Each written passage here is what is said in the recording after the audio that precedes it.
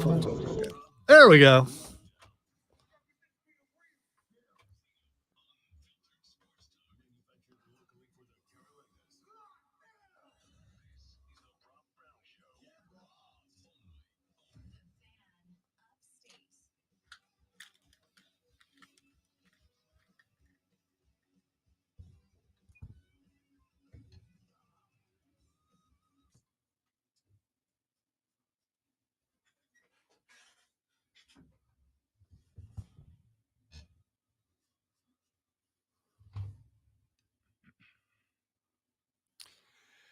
And away we go, ladies, gentlemen, boys, girls, children of all ages. Welcome in.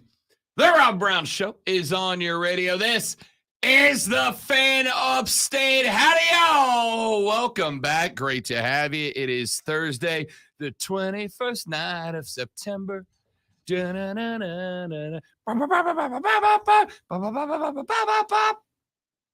it's nuts. Okay, now you're recovering. Sound just like you're recovering. Earth, Wind, and Fire. You like lost a tune somewhere in there. It's like, what's wrong with you? It's like this date means something. All right, you lost it again. That's just never had it. You never know, had it to be this lost. from a guy who can actually play the trombone, and you just It's been a long time. I still have it. Oh no, it hasn't been as long as you. Oh, that's true. Was it last year or the year before that? It was last year. It was last year. It was amazing. Yeah, man. You did a rousing rendition of Fa La La La La. Yeah, something like that. Something like that on the old Upstate Pulse Christmas karaoke special, which is without question the greatest single radio show I'm a part of every single year, or most single years.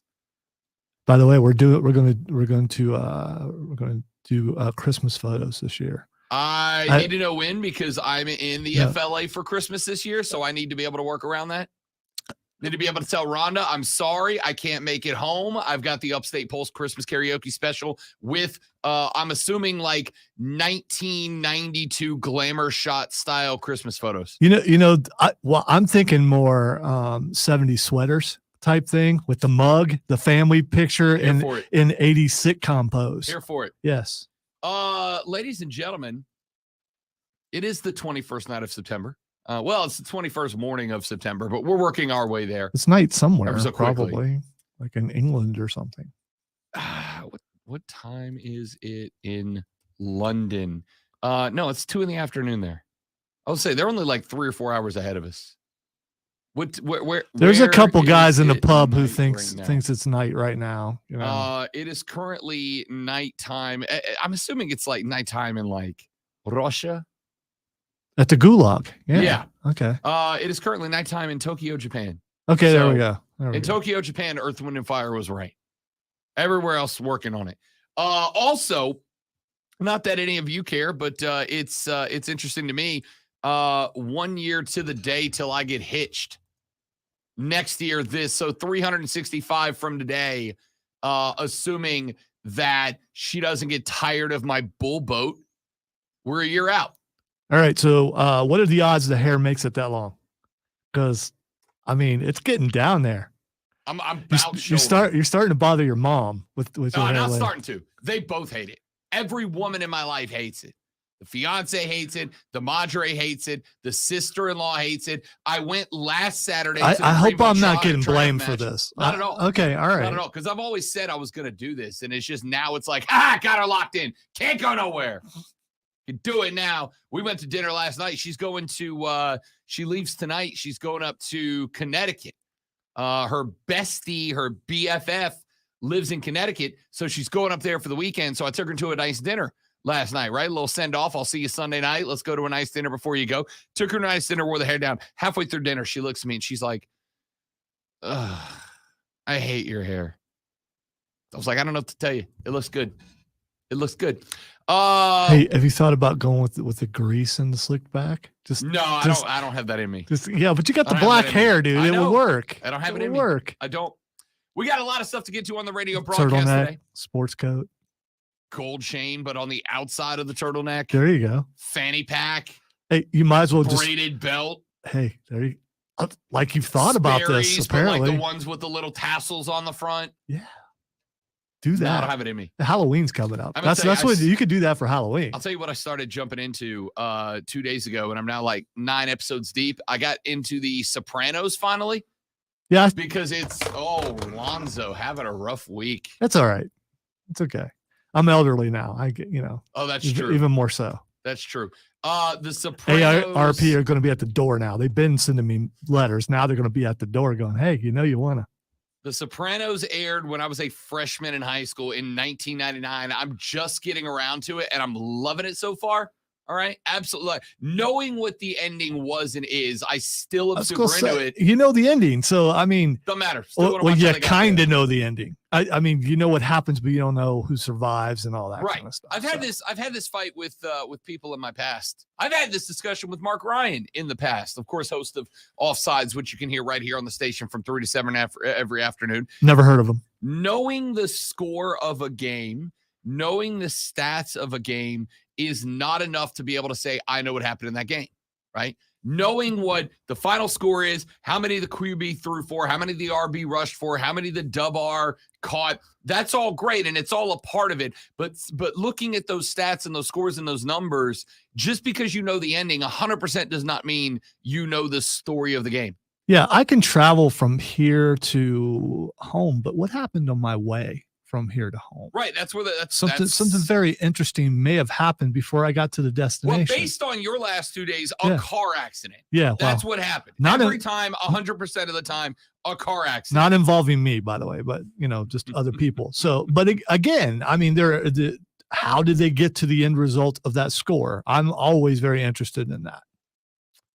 That's the story. And that's how I have to watch football because of what I got going on Saturdays. A lot of times I can't watch the game and I will try to stay away from the score. But if I see it, I'm going to watch the game anyway because I know we're going to talk about it and we're going to break it down. Is why I have decided to get into The Sopranos.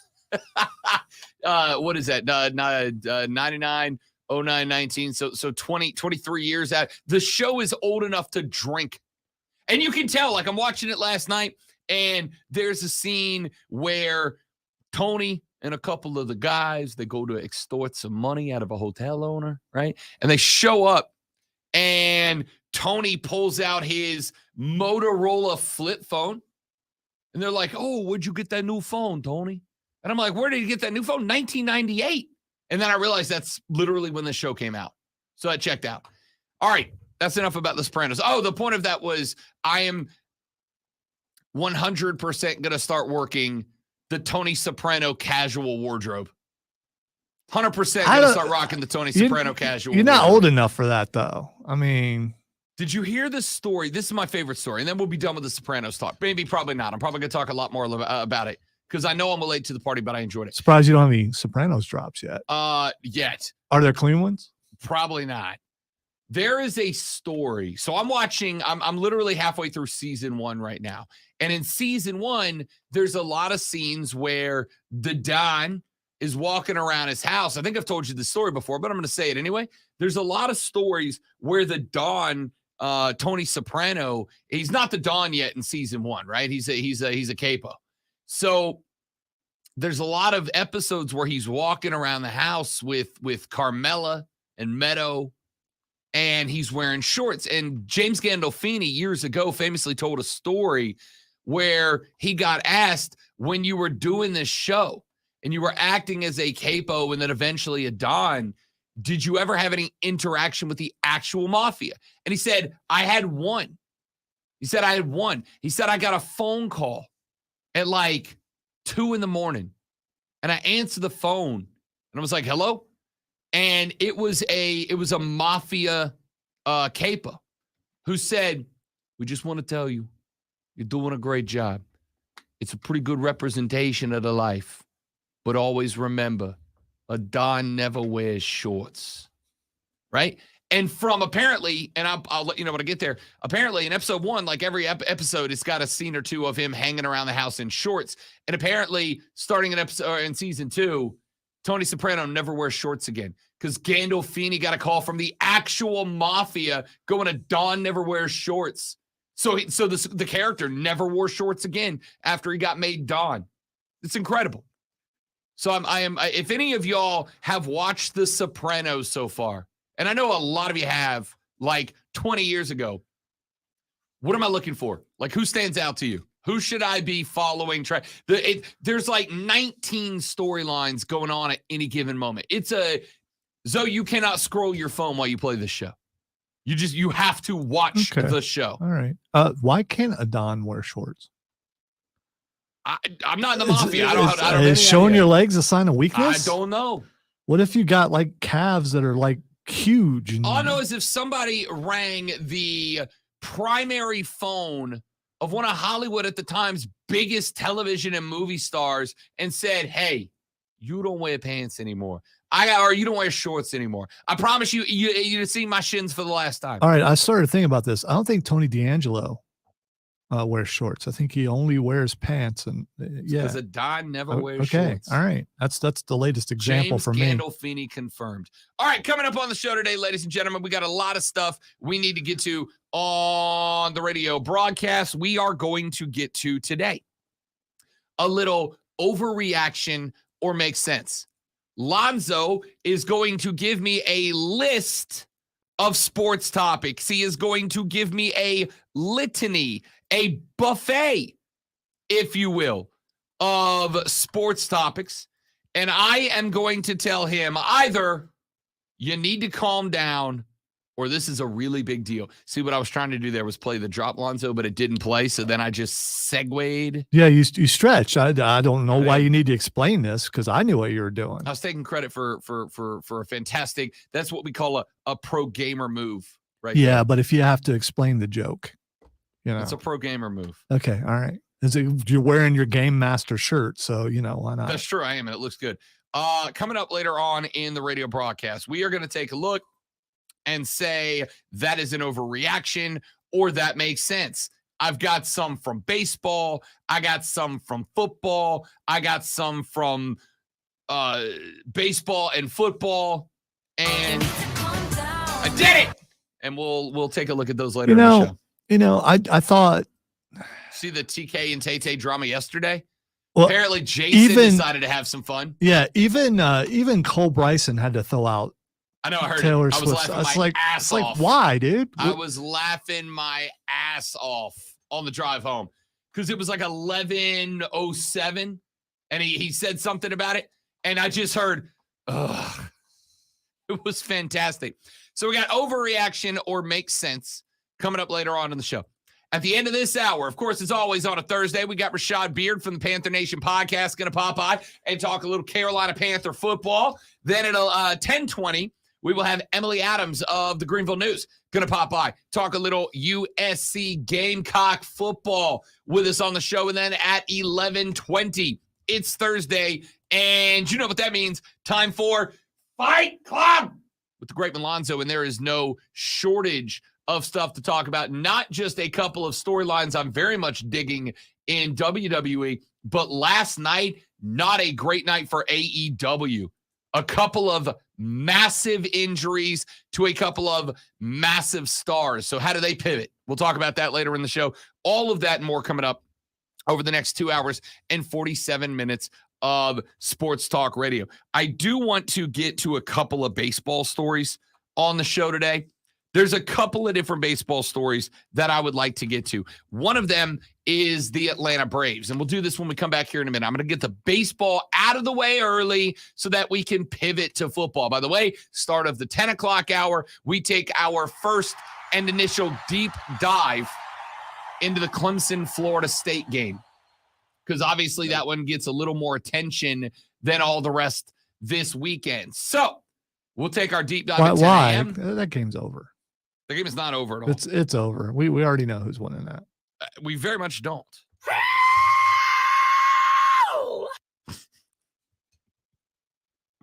Somebody mashed that up with James Brown. I haven't watched it yet. Oh, that's got to be perfect. Yeah. How did I think of that? How did I not think of that? I believe they used I Feel Good, which... Oh, that's the only one you can do. Yeah. Wow.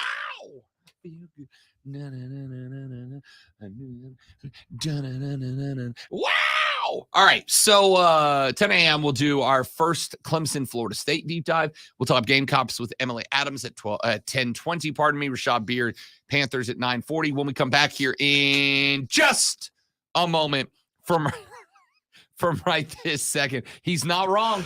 Now I can't unhear it. I cannot unhear it. Play it again. Wait. Play it again. Hold on. No, but he was talking about you.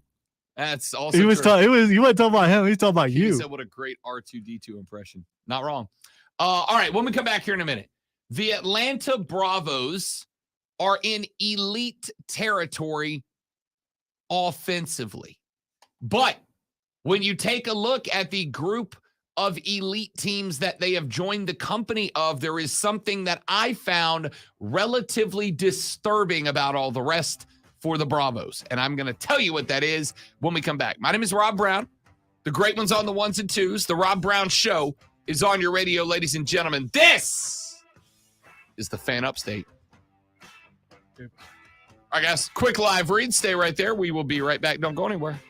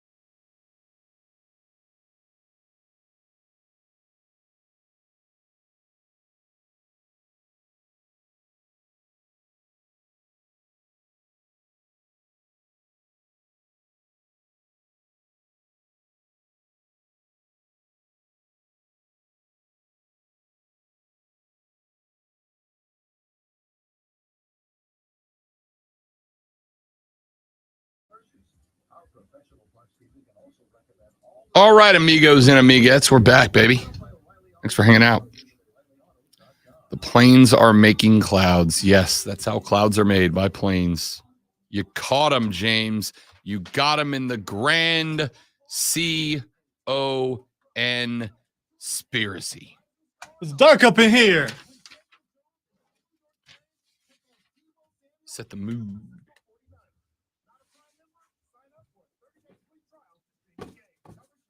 Got a new toy. You did? What? Oh. I won it with the claw thing. That would make an excellent dodgeball. Also, is the phone ringing? Okay. 10-4. Now I have to. Got it. Because you know, They don't. No, yeah. Well, you pointed it out on the stream, and you know.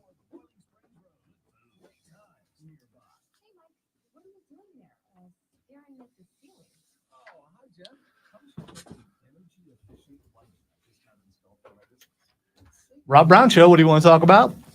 Plus, Duke Energy Smart Path paid for almost 75% of the total cost. Wow, that's amazing. How'd you get them to do that? It's easy. Just look up Duke Energy Smart Path program. Duke Energy can help cover the cost of energy efficient upgrades for your business. Visit duke-energy.com/smartpath today. With Liberty Mutual, you can customize. Okay. What's your name? What's your name?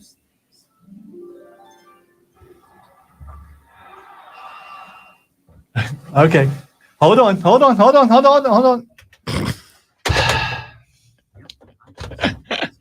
It's on you, man. Just want you to know. Well, I'm only in season 1 there, Daddy-O, but that is kind of a massive storyline.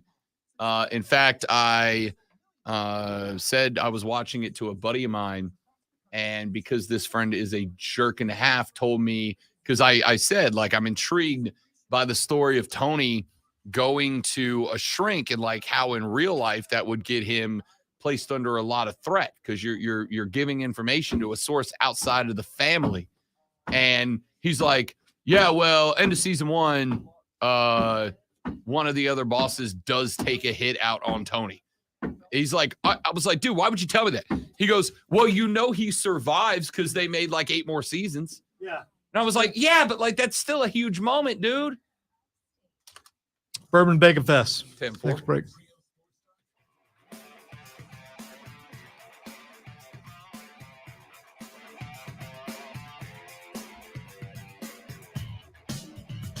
We have a caller, by the way. We sure do. Should we go to them first and then come to the Braves, Lonzo? Yes, we do should. that.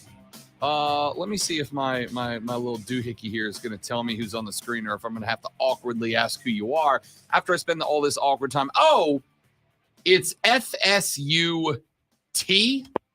We have an FSU caller on the line. Welcome to the show. Hey, Rob. Yes, sir. What do you think the impact is this weekend without the war chant being at Memorial Stadium? I don't think there is a massive one, and I'll say that what I've said to you a couple of times, which is I actually think it is a huge favor to Florida State that this game is at noon. Just like if this game was at noon in Tallahassee, I would say that it is a big favor to Clemson, because while you can say you're going to have the stadium full, and I believe that it will be full, and you're going to have a home field advantage, and I believe that Clemson will have a home field advantage, at the end of the day, a noon rockin' Memorial is not the same as a 7 or 8 p.m. Memorial. So I do think that helps FSU out a little bit. But, I looked back at that game that FSU played against Boston College on the road, honestly, their first true road game, because that LSU game was in Orlando. And while it is a sample size of one game, the Noles did not handle themselves very well on the road, which is why I do not think that this is the Clemson beatdown that a lot of people like Lonzo are trying to convince me that it is. What? No. It's the opposite. Florida State's going to beat down Clemson. Don't you do that to me. Don't you do that to me, Rob Brown. I'm talking about the advantage that Clemson has without the war chant being in the stadium, and them putting Florida State's alum and fans in the nosebleed section and not giving them seating where the band could come. Well, that is not something, to my understanding, that is not something Clemson's just doing for Florida State. That is something they have done and are doing for all of their home games this year. My understanding is that they did not do anything inappropriate. They have gone through protocol. They have distributed the allotted number of tickets required by the ACC. Sounds like political football. I mean, hey, listen. Anyway, either way, I just wanted to get your take on it. I think it'll make a difference, but we'll see. Yeah, no, I'm not saying it's not going to make a difference, right? Like it's an advantage to have the hype. It's an advantage to have the band right there in a corner, especially when you've got a defensive stand inside the red zone and the war chants behind you. Of course, it makes a difference. But listen, again, Clemson's done this, as I understand, for their home games all season long this year. This isn't a Florida State specific thing. They have broken their no rules. They have broken no protocols. I don't care. Go in there if you're Florida State and play the game you played against LSU, and you'll win. If the Florida State that played LSU wins or shows up, if the Florida State team that played LSU showed up, then yes, Lonzo will be correct. And Florida State will cover. If the Florida State that played Boston College shows up, Clemson's gonna win that football game. That's not a question. That's a statement. If the Florida State that played LSU, which had a varied offense, consistently caught the ball, right? Johnny Wilson, Keon Coleman, both a couple of tremendous wide receivers, have had some drops the last couple of weeks. They really didn't. I think Johnny Wilson put one on the ground, and then Keon Coleman had, 4 TDs against LSU? If the guys that played in week 1 show up, then you'll be fine. If the guys that played in week 3 show up, you've got a problem. Hell, if the guys who played in week 2 that dumped 66 on Southern Miss show up, then Florida State's going to be fine. But listen, if you're a championship caliber team, like, yes, having the band and the crowd and all that, like, that's all well and good, and it's certainly going to help. It can give you a little adrenaline. I've been in both of those stadiums. I've been in the stadium when Clemson has their band drop a tiger rag. I have been in Tallahassee at Doak Campbell when Florida State's got a 3rd and 3 and they start banging out the war chant. I have been there. I have seen it. And yes, of course it helps. But here's the end of the discussion. If you are a championship caliber team, and I am talking conference, I'm talking national. If you are a championship caliber team, you should be able to go into a stadium that is 100% fans of the home team and still come out of there with a win. You don't have a choice. So I don't care if Clemson arrests every Florida State person. I mean, I do care if they do this. Don't do this. But I don't care if Clemson arrests every Florida State fan in South Carolina on Saturday at 11:45, takes their tickets and hands them out to other Clemson fans, and you end up with a 100% purple and orange stadium. I don't care. If you are a Florida State football player, you go in there, you block out the crowd, and you win the damn football game. If you are a Clemson fan or a Clemson player, I don't care if FSU's band is on the field lined up behind the safeties playing the war chant pointed at you. Win the game, right?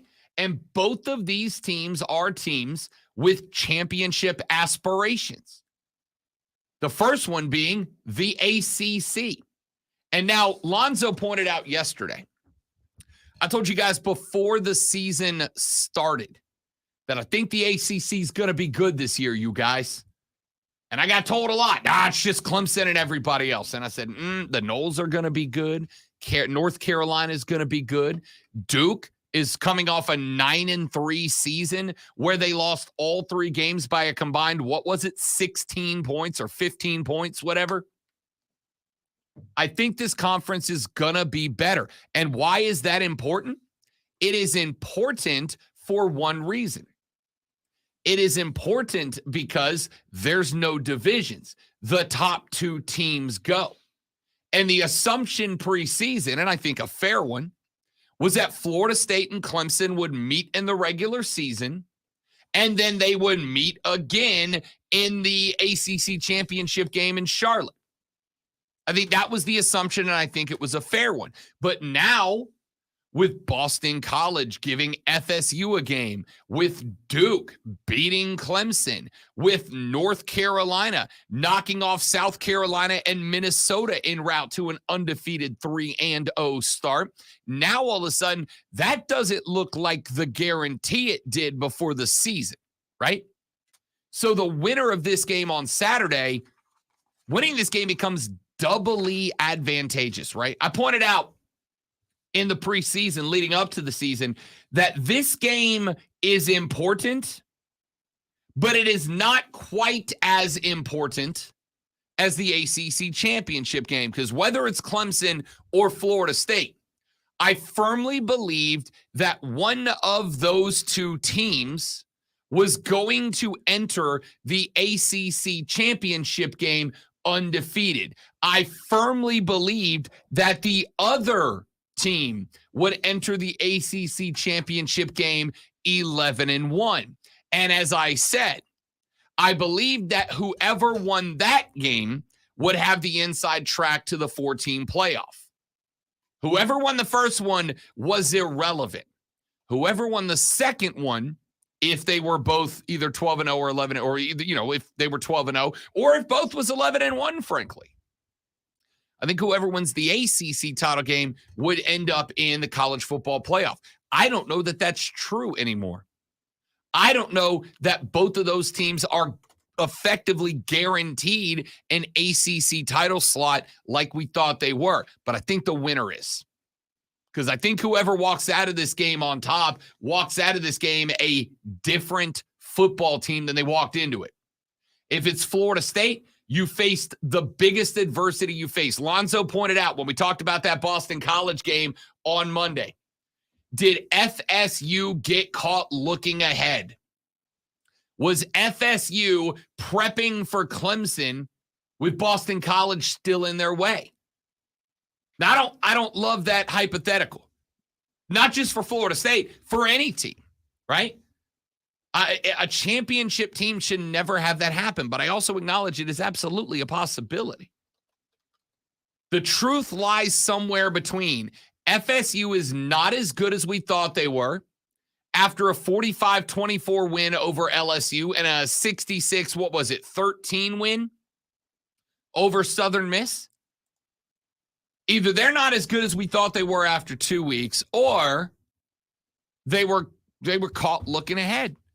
They were caught looking ahead to Clemson, and they are that good. They had a down game. And again, as I pointed out, like I said, I don't love the intangibles. But Boston College was doing Red Bandana Day. That's a weird day in Chestnut Hill. Every year it is. Every year they do the Red Bandana Day, and every year some weird stuff happens. It is just like Penn State in their whiteout. There's just something about that night. Color outs don't work in college football, except the whiteout. Why you think the whiteout? Isn't it against Michigan this year, if I recall correctly? I believe it might be. I think it is. I think their whiteout this year is against Michigan. So, with all that being said, like those special edition games are weird. Actually, Lonzo, let me make sure I got the right year, because if it is, they picked a weird one. According to ABC 27 News, out of State College. Yeah, ABC 27. Big fan. Know them well? Of course. Are they reliable, Lonzo? Oh, without a doubt. I thought they were. No fake news there at ABC 27. Let me make sure they got the dates right, because this says that their whiteout game, Lonzo, is against Iowa. Don't sleep on Iowa, man. That's a mighty team, and their fans are great people. Sure. Their whiteout game is not only against Iowa, Lonzo, it's this weekend against Iowa. Against Michigan, okay, so I wasn't wrong. They are doing an out game. Against Michigan, it is the stripe out. The hell's a stripe out? Is that Everybody like, wears is that like stripes? convict night? I mean, Oh, that's okay. So that's the game that they want everybody in even number sections to wear blue and everybody in odd number sections to wear white. So the stadium sections alternate blue and white stripes around the stadium. yeah, that's not the same as a whiteout. It's not though. the same as a whiteout. I agree. Well, that took the wind out of that sail. Point here is this game's massively important. And to answer your question there, T, I don't care if Florida State's ban is allowed on the field, and I don't care if Florida State's ban is arrested and thrown into jail on trumped up charges. It doesn't matter if you're a Florida State football fan and you think this team has ACC championship medal. If you think they have national championship medal, then you go into Clemson in a down year, according to FSU fans, and you beat them. It doesn't matter if Clemson did politic this. My understanding is they did not. But you don't, it doesn't matter. I don't care if they politicked it. I don't care if they have the damn National Guard locking out Florida State's fan. It just doesn't matter. It just doesn't matter. It just doesn't matter. Go win the game. We got to take a break. When we come back here in just a minute from right now, Rashad Beard, host of the Panther Nation podcast, got a chance, as we do every year since I've moved here, to meet up with Rashad at the Monday Night Football game. He had some smack talk. I will just simply smile and welcome Rashad to the show, and we'll see how it goes. Rashad Beard coming up next to talk Panther football. Top of the 10 o'clock hour. I was going to do Clemson, Florida State, but I got to get that Braves story in, and T pushed it into Florida State Clemson territory there. So we'll flip-flop them. Then at 10:20, Emily Adams at 11:20 Fight Club. It's all coming up on the Rob Brown Show in the Fan Upstate. All right, guys, got another live read. Stay right there. We'll be right back.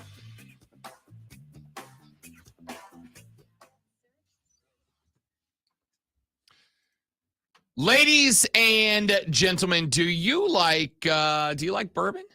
I mean, I do. Do you like bacon? We all do. There's nobody who dislikes bacon. You know how much people like bacon? Vegetarians try to create foods that taste like bacon because they miss bacon, and they know it. Do you like festivals? I'm a big fan of large gatherings of people in a social environment. Well, ladies and gentlemen, coming up tomorrow, we love you tomorrow. It is Odyssey's 4th annual Bourbon and Bacon Festival. It is taking place at the Foundry at Judson Mill. It is going to be an enormous event, and you are going to get a couple of different things. You're going to get the opportunity to try food made by some of the most illustrious chefs and cooks from around the upstate that is involving and inspiring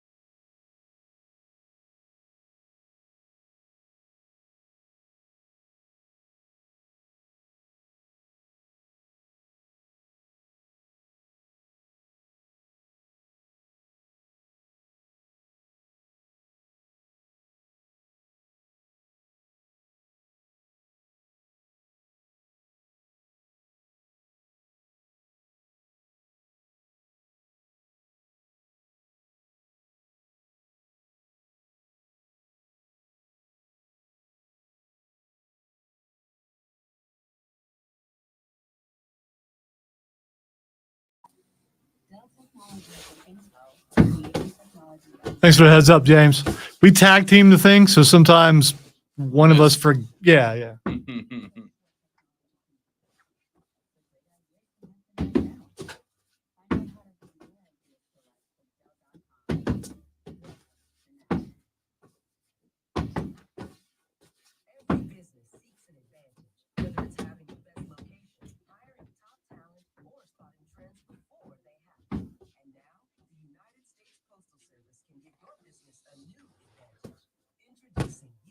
Trying to stay active, get the heart rate up, work on my energy for the show. That's right. Yeah. This should not get my heart rate up, but it is.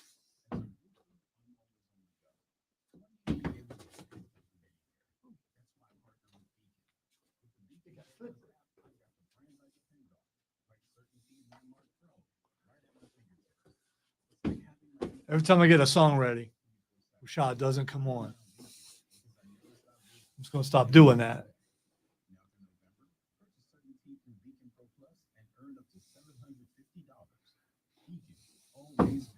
Not gonna work, Steven. Good try, though.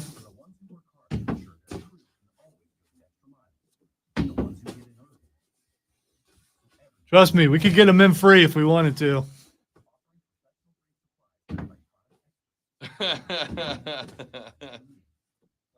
It has nothing to do with the admission price.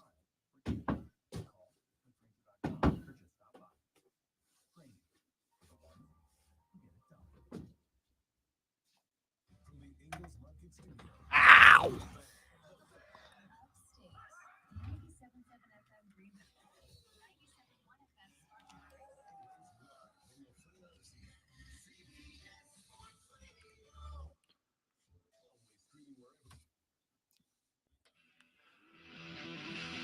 All right, looks like Rashad might have another super secret spy mission that he's out on right now. Spies, man. Spies. It's unreliable, except when they're reliable. Yeah, well, I mean, when you're protecting the country, what can we do?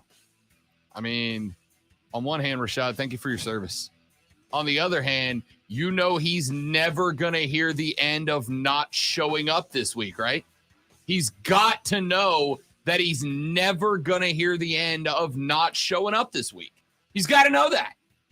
There's no way that he can run smack at me and I at him, but my team won on Monday night. There's no way that if he's out on a super secret spy mission, he's not looking at his gadget watch and flipping it from stun mode or laser mode to just regular old time mode, looking at the clock and being like, I bet Rob's running bull mode at me right now. I am not going to let you sit over there and disparage Rashad.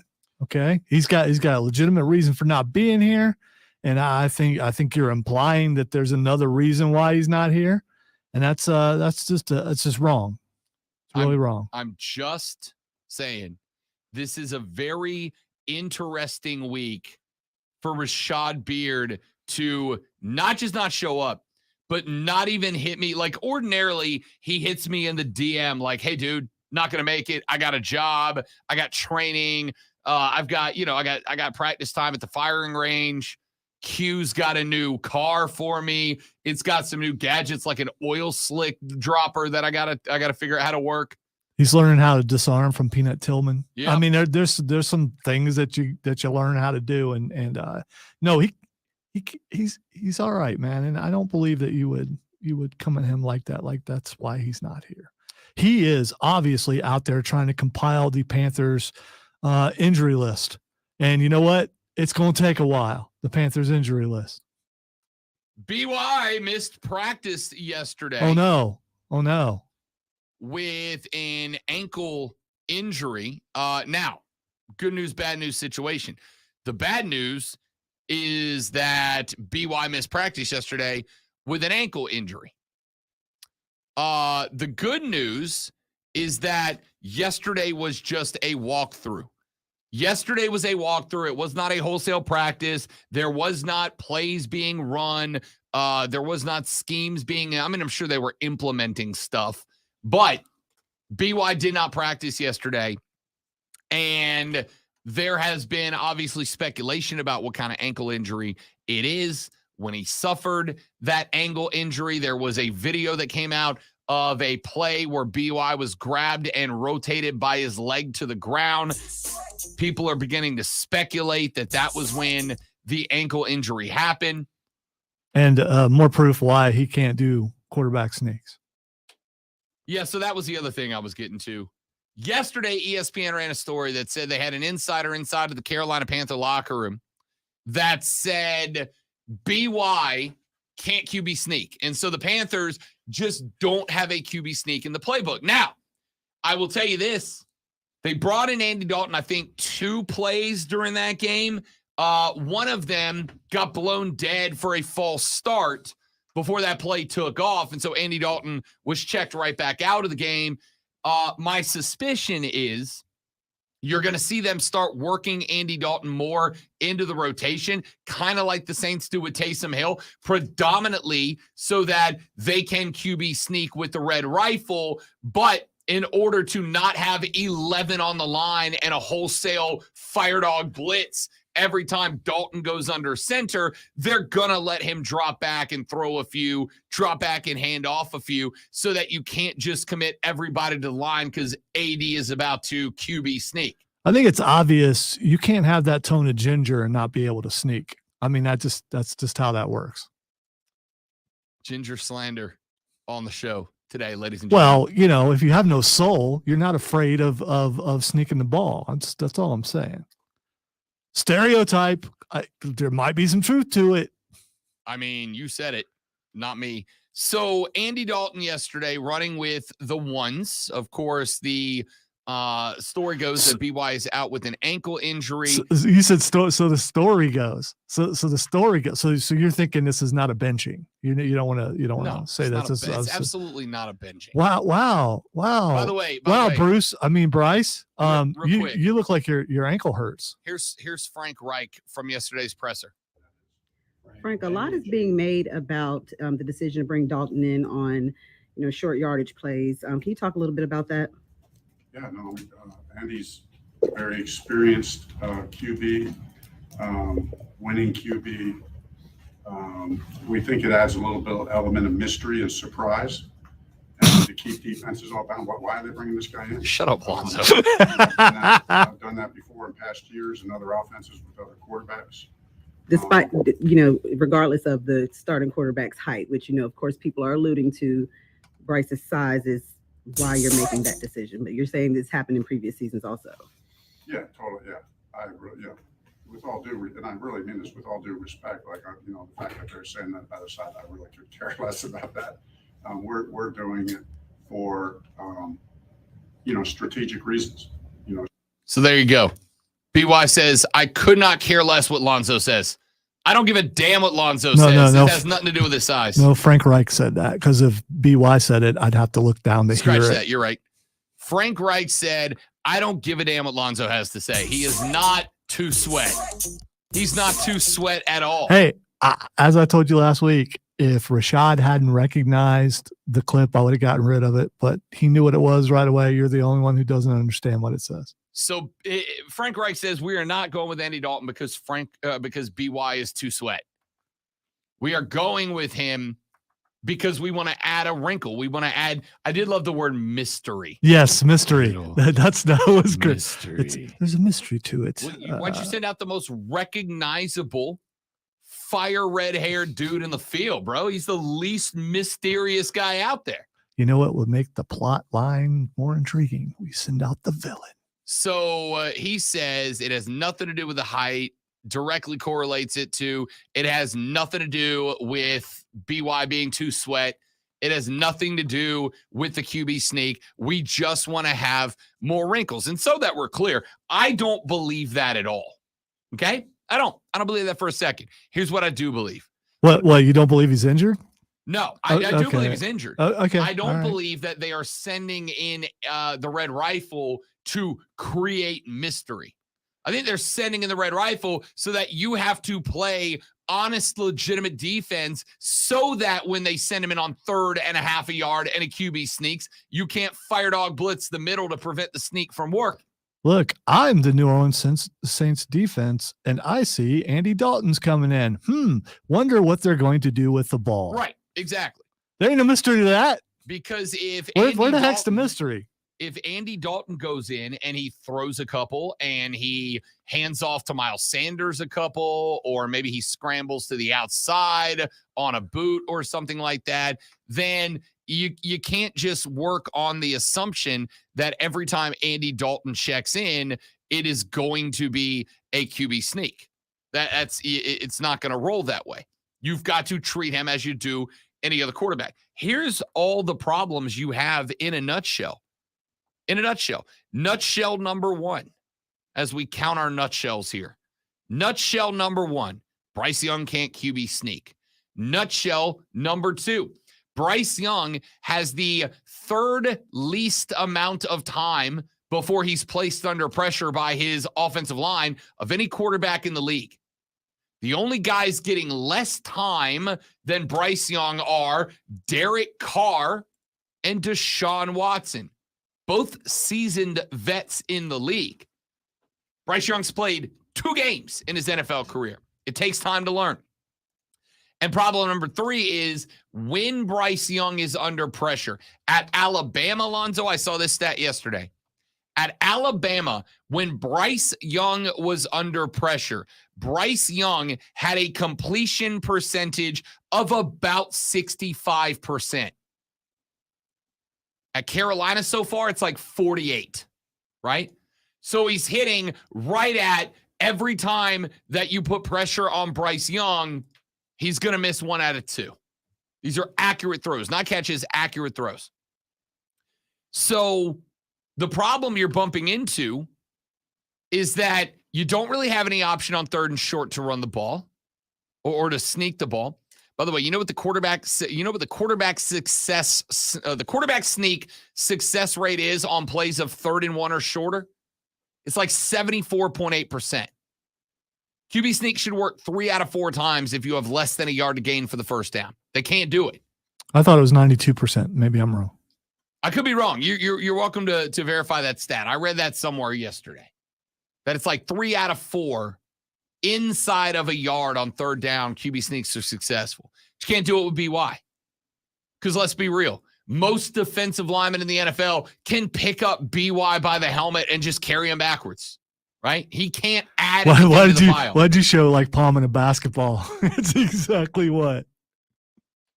So, with all of those things being said, with all of those things being put together, it is a problem for the Panthers. But I want to point something else out. Last year, the Carolina Panthers, through 4 games, had given up double-digit sacks. They didn't give double-digit sacks up the rest of the ride. Last year, the New Orleans Saints, through 2 games, gave up 10 sacks. They gave up, I think, a total of 10 for the rest of the season, or 12 or something like that. It was some ridiculous number. Both of these offensive lines have gotten tremendously better as the season wore on. At least the last 2 years. For New Orleans, it's been 3 in a row. You got to take the playoffs out of your paradigm if you're a Panther fan, and you got to just look for growth. And I think that's what Frank Reich is going for here. Let's take a break. When we come back, we'll talk Braves baseball for just a minute. Then Emily Adams of the Greenville News talk Gamecocks football. The Rob Brown Show rolls on after this break on the Fan Upstate.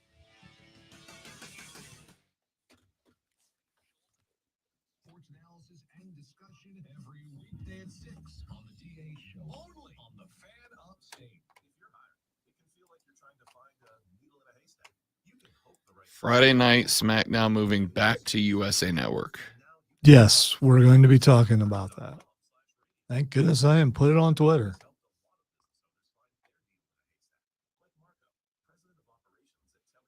I almost hit breaking news on that.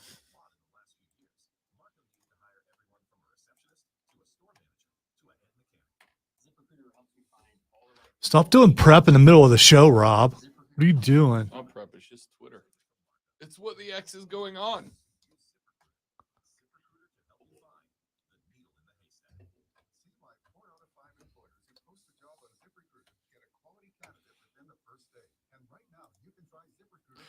We have tickets to give away, by the way. Yeah, so he sent me an email that said checked promo suite, but I don't have promo suite. So is it just two? We all have same deal as last time? By the way, we all have promo suite. You have promo suite. Okay, I'm sure I do. I've never logged into promo suite. Yes, I have it up and ready. Same deal as last time? Hold on. You know, if you brought up promo suite, you don't have to ask me. So, okay, how do I get out of the winner sheet? Fisher Investments tailors portfolios to meet each client's goals and needs. But you do sell investments that earn you high commissions. Oh wow. No, I have no idea what to do. No, Fisher Investments doesn't sell any commission investment products. There we go. Commissions on trades. Don't miss Firm Paladins take on the Mercer Bears this Saturday, September 23rd at 11 a.m. The Fan upstate. It's actually at 11:30. No, actually, the game doesn't start till 1. 2. It starts at 1. Oh, Drew told me yesterday too. Well, if pregame starts at 11:30, which is an hour and a half before the game starts, that would make it 1.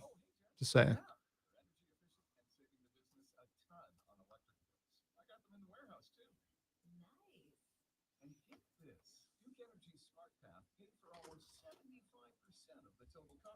Wow, Duke Energy. How'd you get them to do that? So Betway just released a chart where they went and they searched and they looked for tweets mentioning NFL head coaches by their full name and the number of tweets from fans only that either supported or trashed them. Take a stab at what NFL coaches are inside of the top 8. I'll let you play on the stream too. Who are, according to Betway, the most 8? Is it 8? 1, 2, 3. Yeah, I'm trying to get back to that screen. 9. The most 9 social media supported coaches in the NFL. Because some of them blew my mind.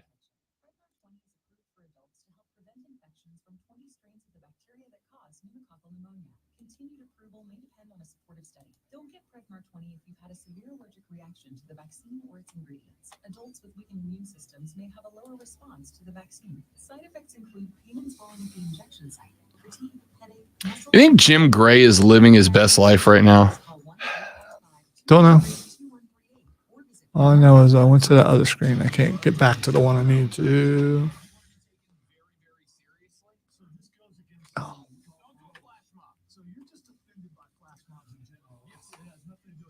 Yes. No one needs a bunch of mediocre, half-ass, talented dancers just in large groups disrupting everything. If you want to do something like that, bring out actual performers. Let's go out to the local country bar and watch a line dance. Do you? No, I will take a Western bar full of people who two-step for fun over a bunch of dorks out there doing some mediocre dances. It was a very diverse crowd, both in ages and all things. I didn't get to hear the music. I just watched it. They all seemed to be in time. The crowd seemed to be into it. It's probably No. Most of them had clapped the entire time. Into flash mobs in 2008. Same great show, new time. The Rob Brown Show. Now 19 a.m. only on the Fan, Upstate. Upstate. WORD Spartanburg. WIBC HD3 Greenville, the official sports voice of QB Upstate Fan. Oh no, we have Adobe Rush and Adobe Premiere that we use for video. There's some cheaper stuff out there. It's really about skill more than anything, I suppose. And practice. Lots of practice. Lots of practice.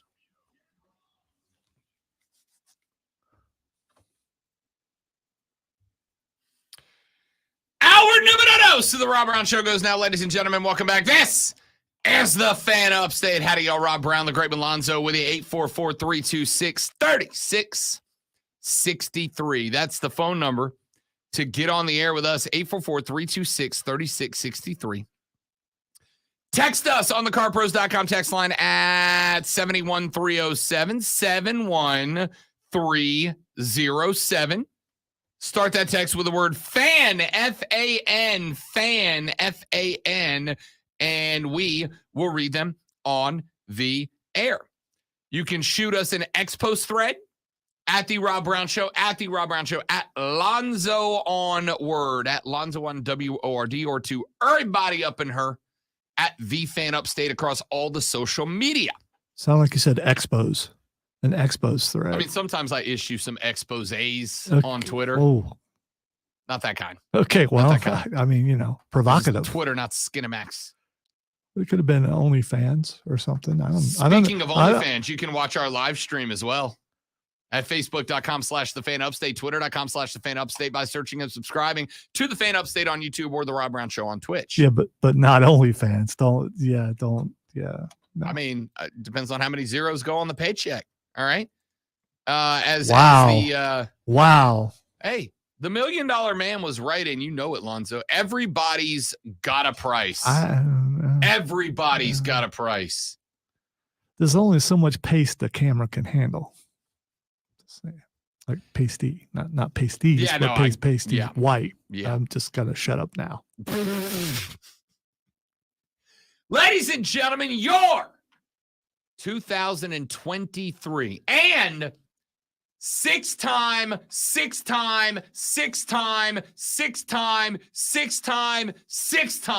National League East champions, the Atlanta Braves, are amidst. I was auditing while he was counting to make sure that he actually got the number correct. So, I nailed it. Yeah, you did. Good job. I nailed it. Good job. Your sixth consecutive time NL East champions, the Atlanta Braves, are offensively amongst the greatest offenses of all time. Now, when I say all time, I like to kind of pick like a modern era date because I don't, respectfully, really give a damn what Babe Ruth did. All right? Wait. So you're saying you don't care about history? No, I very much care about history. I cried when I saw Fenway Park for the first time. All right? Don't hit me with that. I cried when I saw the house that Ted built. Okay. I don't know about crying. I gave a history lecture about Fenway to Boston fans when I got there. You know why the bullpen is the weirdest bullpen in Major League Baseball? It's because Ted was a push hitter who hit it to right, but Ted didn't have the power to get it over the original wall. So you know what the Red Sox did? They built their bullpen in right field, but they put it onto the end of what was already there so that it pushed the right field wall in about 10 feet so that Ted Williams could hit home runs at Fenway Park. All right? The ladder, the OG ladder, still hangs on the Green Monster, but it's about 20 feet up in the air. You know why there's a half of a ladder there and not the top half? Well, back in the day at Fenway Park, they protected the apartments on the back half of that wall by hanging a big-ass net off the top of the Monster.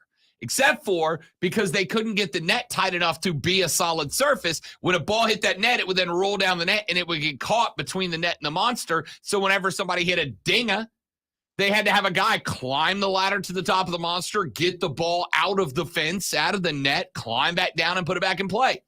So when that stopped being a thing, they left half the ladder up there. Right? It's great stuff. I cried. I care about the history of baseball. Without a doubt, I do.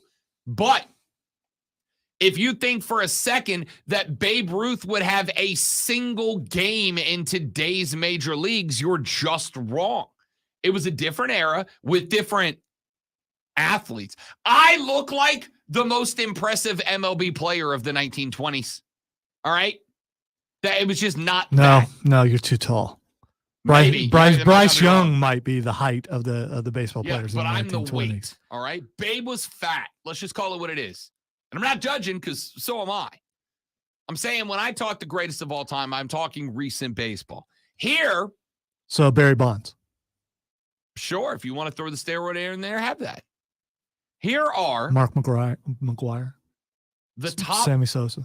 10 modern offenses in Major League Baseball, dating back to 1990. The 10th best offense, and this goes by a combination of batting average, home runs, and runs scored. Okay? Number 10, the 1995 Cleveland Indians had a 291 average, 207 home runs, 840 runs scored. The 97 Mariners, Griffey was on that team, a 280 batting average, 264 dingers, and 925 runs scored.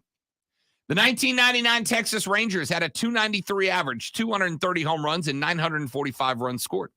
The 99 Indians had a 289 average, 209 dingers, and 1,009 runs scored. The 2009 New York Yankees, a 283 average, 244 dingers, 915 crossed the dish. The 1996 Cleveland Indians, a 293 average with 218 homers, 952 runs scored. The Houston Astros, a 274 with 288 and 920.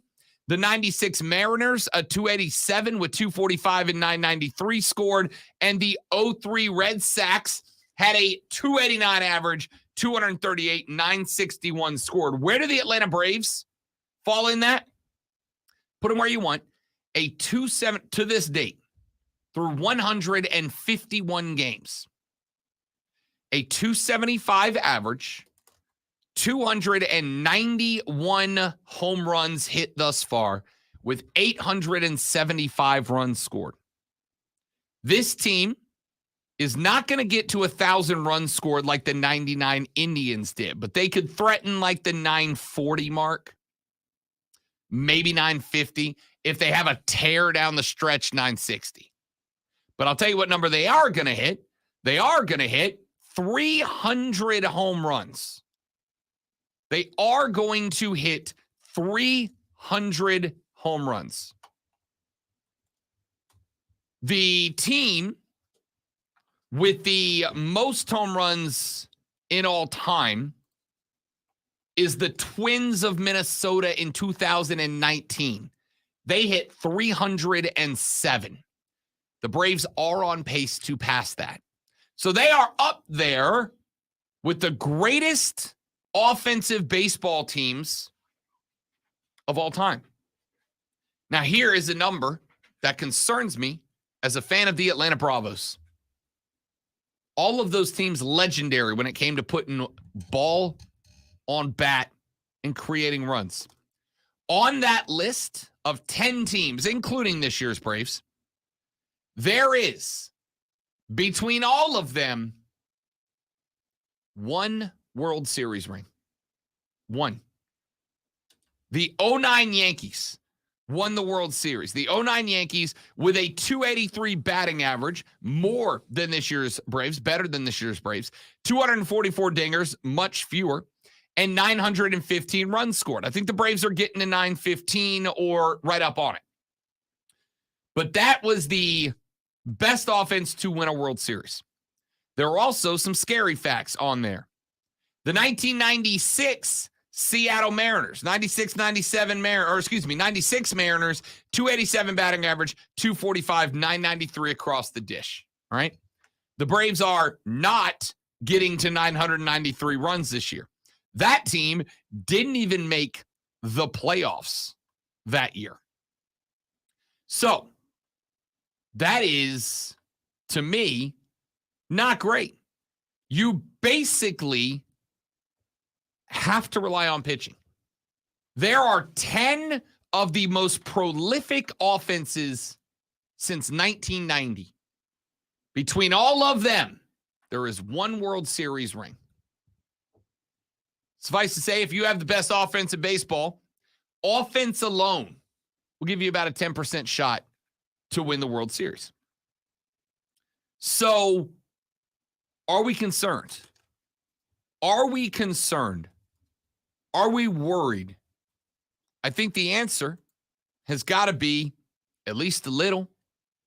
Now, here's the good news. You have an 18-game winner in Spencer Strider. He might get to 20. That would be big. They had Kyle Wright get to 20 last year. He was a big part of that. Charlie Morton is 14-12. He has had some stretches of good and some stretches of bad. The problem has been stretches.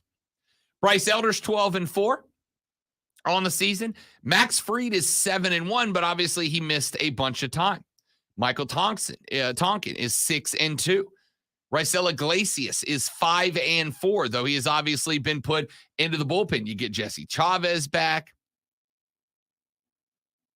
I think what you're looking at here is a decent team. I think what you're looking at here is a decent team. I think you are looking at a team that has enough pitching. Why? Because I want to look at some of the other teams that they will be up against in the playoffs. I look at Zach Gallen of the Arizona Cardinals. He's got a 16-8 record. Spencer Strider has outperformed him technically. Gallen has a lower ERA at 3.6, but Strider has 2 more wins and 3 fewer losses. He has pitched 21 fewer innings, but he's also given up 40 fewer hits, 7 fewer runs, 6 of them earned fewer home runs. In fact, the only stats that Strider falls to Zach Gallen are pitchers hit or batters hit, pardon me. Strider's hit 9, Gallen's hit 5, and walks. Strider has issued 54 free passes, Gallen 44. Strikeout numbers in 21 fewer innings. Spencer Strider has struck out 270 batters. Zach Gallen struck out 205. How about Justin Steele? Right now, he is considered the Cy Young favorite. Strider has more wins, 2 of them. Same number of losses. Steele 16-5, Strider 18-5. Justin Steele has pitched in 29 games. Spencer Strider in 30 so far. Spencer Strider has pitched 176 innings. Justin Steele, Cy Young favorite, 168. Strider, 133 hits surrendered. Steele, 161. Strider, 78 runs conceded. Steele, 68. Strider, earned runs given away, 73. Steele, 56. Strider, 21 dingers. Steele, 13. Hit batsman. Strider, 9. Steele, 7. Walks. Strider, 54. Steele, 35. Strikeouts. Strider, 270. Steele, 170. Now, strikeouts are a pretty big indicator, but there are a lot of pitchers who are not strikeout artists. They are ground ball creators. I want you grounding the ball into the infield. I want easy outs. I want double plays. As Scott Stapp once said, strikeouts, foul balls, double plays. That's the kind of pitcher they are. Steele's one of those guys. But the point is, when you look down the list of game winners, Atlanta has number 1. They have Charlie Morton with 14 at number 2, and they have Bryce Elder with 12 in a tie for 15th. They have 3 of the top 20 win getters in Major League Baseball right now. So there's been a lot of concern about this Braves offense when you compare it to offenses of old. When you get the 10 best hitting teams since 1990, only one of them, the 09 Yankees, won a World Series. I do not think any of them have the pitching that this team has. There have been a few that had some pretty good pitching, like the 09 Yankees. But I don't think any of them, as much as we have poo-pooed it, as much as we have degraded it, none of them had the pitching that the Braves have had so far this year. They are not in a crisis mode over pitching as much as some baseball analysts are going to try to convince you that they are. Let's take a break. When we come back, Emily Adams from the Greenville News is going to join us here on the radio broadcast. We'll talk to Emily about the Gamecocks' loss last week against Georgia and what we expect to see out of the Gamecocks this weekend. All that and more coming up on the Rob Brown Show. It is the Fan Upstate.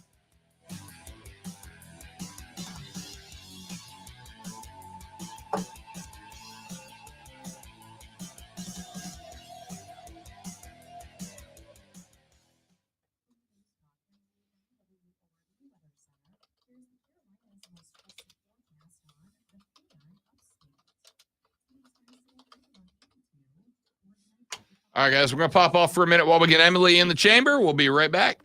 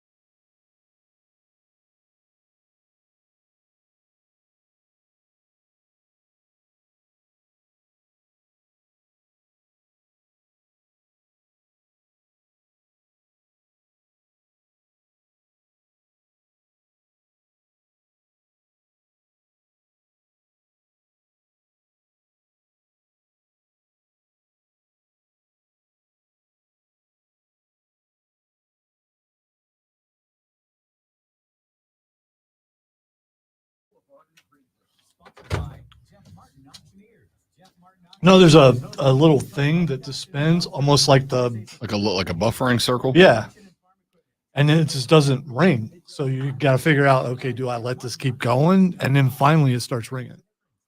It could have to do with whatever her carrier is. I don't know.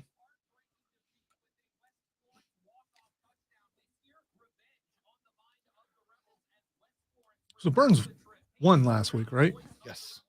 I mean, I put together the intro. It sounded like they won, but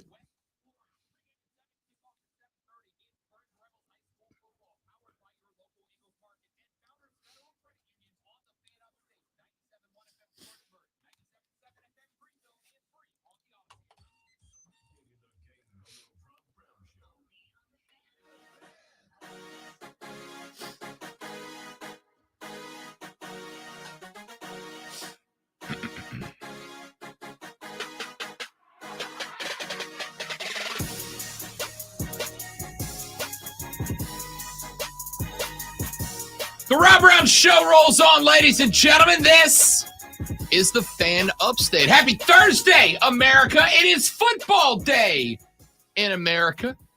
Talk a little bit about tonight's Thursday night game here in just a minute from right now. We'll talk a little bit about tonight's college football games in just a little while from right now. Actually, there's really just one. Georgia State at Coastal Carolina this evening. We do have a few Friday night games. Wisconsin's at Purdue. NC State is at Virginia. Boise State at San Diego State, and Air Force at San Jose State. Why do we have Friday night games for? I mean, that's because there seems like a good time to do it. That's for high school, like the Burns Rebels. Which, by the way, you can hear the Burns Rebels with the maybe the most handsome play-by-play announcer in the state, Lane Fowler. And also, I'll be there tomorrow night right here on the Fan Upstate as the Rebels are back home to host West Florence High School. Last year, I don't remember I don't know if you remember this game, Alonso. This is the game last year. The Rebels went to the other side of the state and they lost on a walk-off 38-yard run because they had 0 healthy linebackers in this game. It was rough. So they look for a little revenge tonight. Let's talk South Carolina ball tomorrow night. Tomorrow night. Yeah, you're getting ahead of yourself. I am. It feels like a Friday to me. I don't know why. It's because you get all the lights out in here, so it feels like a Friday night in here. I know, but look at that stream. God, it looks good. Man, swanky. Speaking of swanky, the great Emily Adams covers the South Carolina Gamecocks for the Greenville News and joins us on Thursdays to talk a little ball. Hi, Emily. Hi, Rob. That was quite an introduction there. Well, you deserve it. How are you? Wait. More importantly, Emily, I care how you are, but we asked you to do one thing when you were in Athens. So what's your report?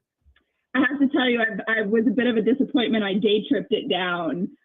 So I did not spend too much time in Athens outside of Sanford Stadium. However, I will say the media meal delivered. We had a nice little Parmesan crusted chicken sort of situation going on. It was, they treat their media right up there. I got to tell you, Emily, I've said this for many, many years. Those of us in the media, we don't get paid enough, but what we don't get in money, we get made up for in game day meals delivered. That is absolutely the truth. Emily Adams from the Greenville News here on the Rob Brown Show and the Fan Upstate. Let's talk a little bit about that game, Emily, and let's start with what is obvious. What a roller coaster of emotions. I was doing a different show. I do a Saturday baseball show, and I was in the back room of the house. My fiance is a Gamecock. I did not have the game on yet because I was focused in on the baseball show, and all of a sudden I heard screaming from the couch, and I'm like, well, either somebody broke in or the Gamecocks scored first. And fortunately, it was the latter. By the end of the first half, Emily, she was standing behind the couch. She had dug one of her garnet shakers out of storage. And by the end of the third quarter, she was scrolling TikTok under a blanket. What were the emotions like for you guys watching this game? Yeah, it was crazy. I mean, I remember at halftime just kind of getting off of press row and going wandering around in the back and just, I mean, nobody knew what was going on. I think every reporter, South Carolina, Georgia, we were all just kind of looking at each other like, is this really going to happen? Like, there's no way, right?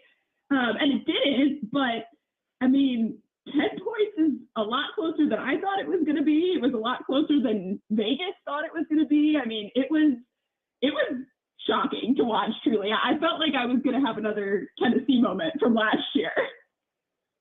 I kept, like, it got to the end of the first. It got to the end of the second.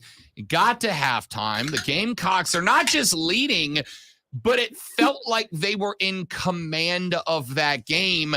Then there was the third quarter, and Georgia just kind of started pushing and pushing and pushing. It felt to me like the big difference, Emily, and you tell me if I'm wrong in what you saw, it felt to me like what the big difference was Georgia went, hey, they can't run. We're going to sell out to stop the pass. And all of a sudden, all the things that Shane was doing for Spencer in the first half just didn't work. Georgia was bringing extra pressure. They were bringing different fronts and different looks. That's what the difference felt like to me first half and second half. Was there anything that stood out to you? Yeah, I think that was definitely the biggest thing was just, when you get a team like Georgia, they are deep enough and capable of making enough adjustments that, being one-dimensional is just not going to work in a long-term way. And, you saw them try to get the run going at first, but I think at some point, that just wasn't going to happen. It wasn't going to happen against that Georgia defensive line. And the pass game was absolutely cranking in the beginning. So, if it's not broken, don't fix it. But I think they didn't have an answer.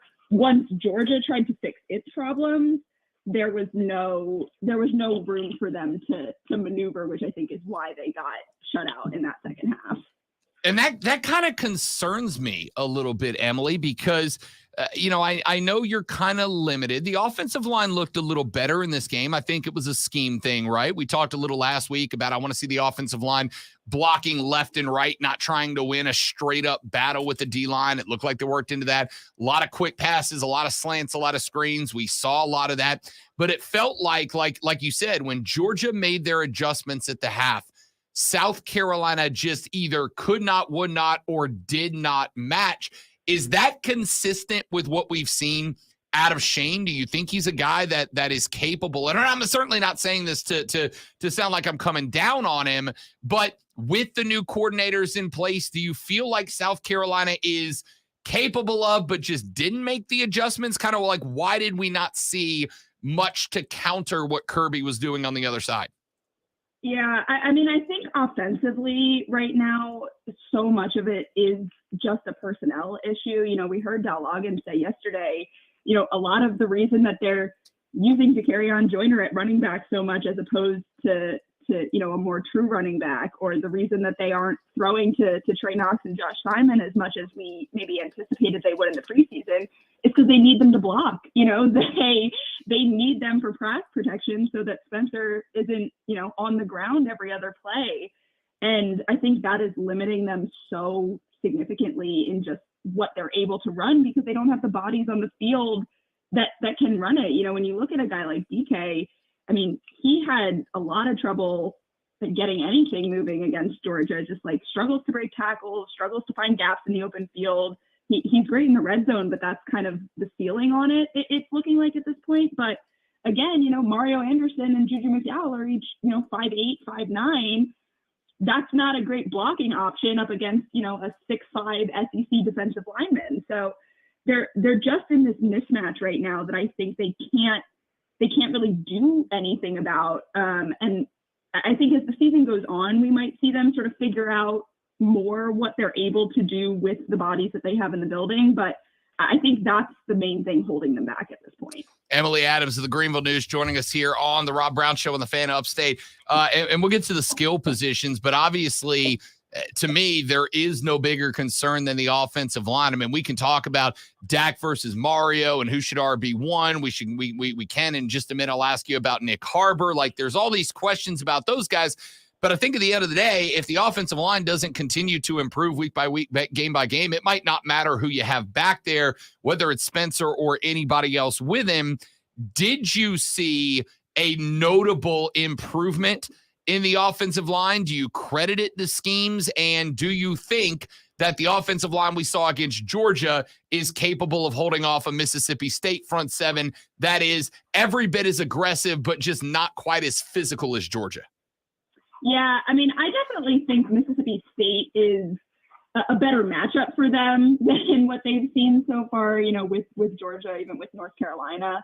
But I think, what's encouraging with the O-line, honestly, is not so much the scheme as it is, again, sort of the personnel. I mean, getting Tree and Trovon Baugh in there, they looked great against Georgia. To throw true freshmen in an offensive line against one of the most prolific defenses in the country. They held their own. They were both on the field for that big 80-yard touchdown drive they had in the second quarter. Tree will start this week officially as of the depth chart, and Trovon may as well. He's listed as an or with Ja'Kai Moore. But I mean, I think if they can get some of those freshmen going, if they can get some of these 4-star elite talent type of guys ready to play, they're still going to make freshman mistakes. They're still going to have, the false starts that you saw from Tree in that first quarter. But I think at this point, you're willing to sacrifice that in order to develop that talent because, with the guys, the veterans on the O-line, we've seen what they can do, and what they've been able to do is not great. And so I think they're at the point where experimenting with some of those freshmen could really pay off. Emily Adams from the Greenville News here on the Rob Brown Show and the Fan Upstate. So let's pivot to this Mississippi State Bulldog team who got absolutely demoralized by LSU last week. And Emily, I always get concerned when you are catching a team like Mississippi State. They're not necessarily a jump off the page at your team. They're not anybody that's going to blow you away on paper, but they've got talent and they've got physicality and they are well coached. They've obviously got a lot of turmoil going on after the passing of Mike Leach, but they seem to be a very disciplined team. I always get a little apprehensive when you catch a team after they're coming off of an absolute beatdown like State is. Give me the 30,000-foot view of how this game looks and shapes up to you.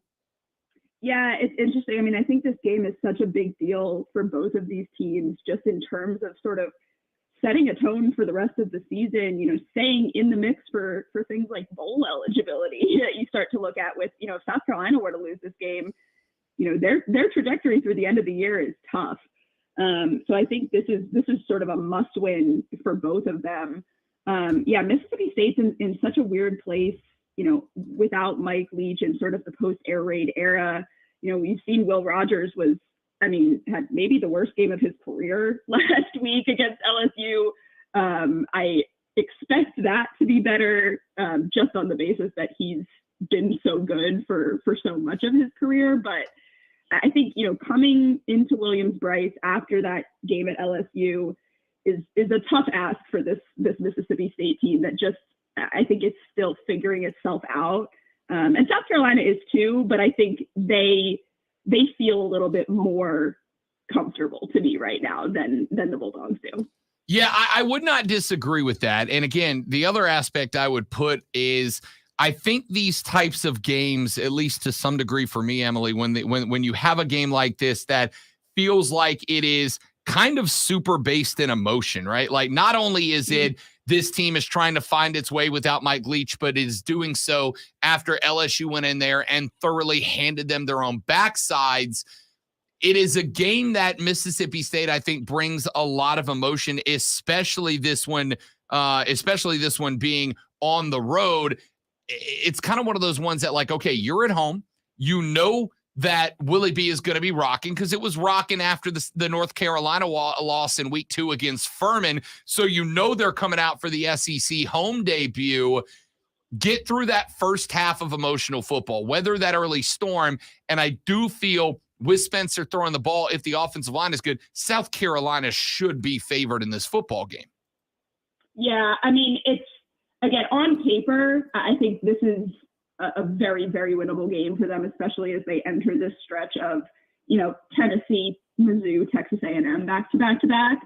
I think, this is one where I think they really need to look like a put together football team. I think against Georgia, we saw them kind of just go chaotic at points, which, is what they had to do against Georgia. I thought that was absolutely the correct decision because, when you're that just sort of outmatched talent-wise, you kind of have to get weird with it to surprise somebody. But I think with Mississippi State, what I really want to see is just sort of straightforward football. I just want to see them go out and execute a game plan and not make, big devastating mistakes.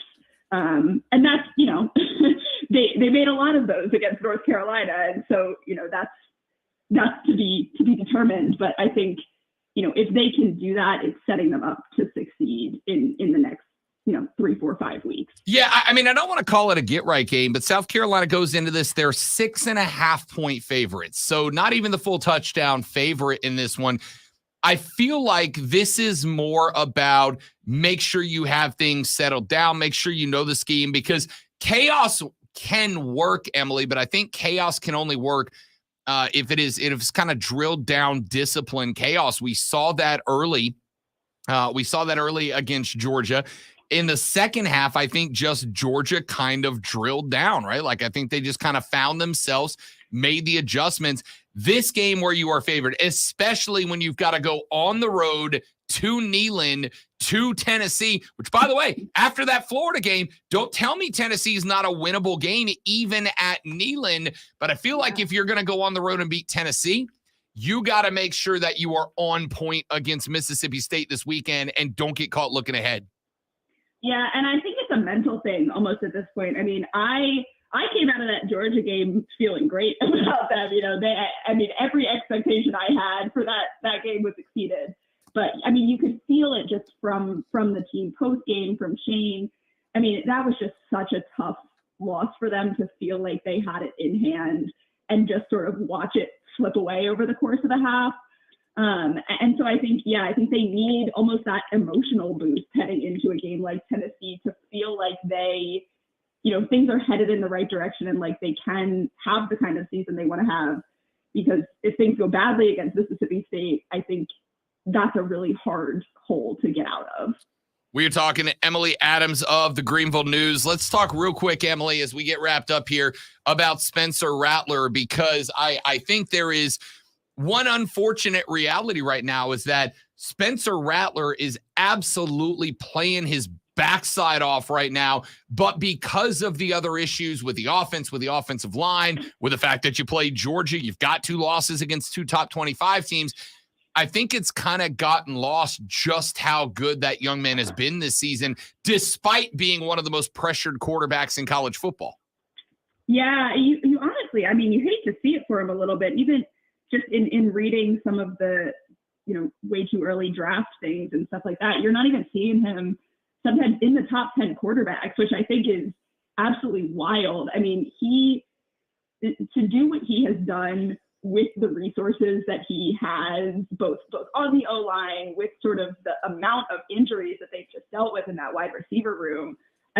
Not being able to use those tight ends like they maybe hope to be able to. And he's just delivered every single time. Even at Georgia, when he, got a little erratic towards the end of that second half, again, I think that was sort of an out of necessity thing. If you're going to stay in that game, you need Spencer to launch one deep and hope somebody goes to get it. And sometimes that turns into a pick and sometimes it turns into a touchdown. But yeah, you really couldn't ask for more from him after the guy that we saw last year to come out here in these first 3 games and just, be exactly what was promised. Emily Adams covers the Gamecocks of South Carolina for the Greenville News. You can follow her on Twitter at EAAdams6. She will be in attendance this Saturday when the Gamecocks welcome the Bulldogs of Mississippi State for a 7:30 kick on the SEC Network. Emily, you are the best. Thank you very much, ma'am. Thanks for having me, as always. Of course. You're fantastic. That is Emily Adams from the Greenville News. Appreciate her time, as always. Let's take a break. When we come back here in just a minute, I decided to go look at some football lines for the weekend because I got a little jingle jangle I want to throw down and see if I can double up the cash a little bit. And then I saw something interesting. Lonzo, the Clemson Florida State line has moved. And it has moved a full 1.5 points. over the last 2 days.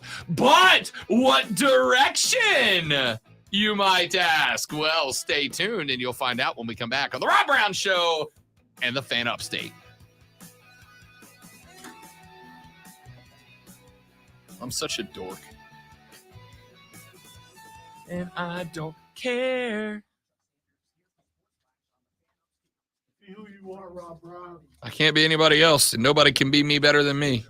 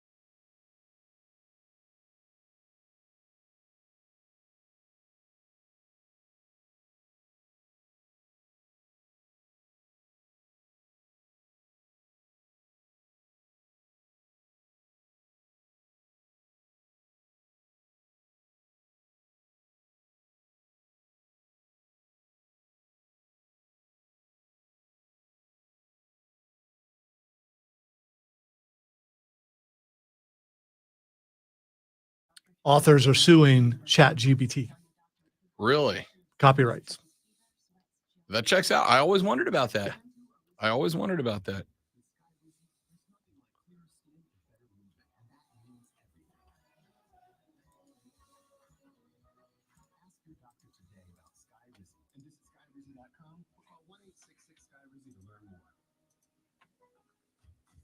MVP's bonus days are back at Lowe's. Shop the largest selection of Klein tools and get 5 times the bonus points. Plus, right now, Probably not going to be able to stop it. If you can't stop it, you might as well get some money, I guess. I haven't read the article yet, but Lowe's knows savings. Lowe's knows pros. Bonus points calculated before taxes and fees after applicable discounts and rates. Now 9/18 through 9/29. Subject to change. To water from value to 10 labor.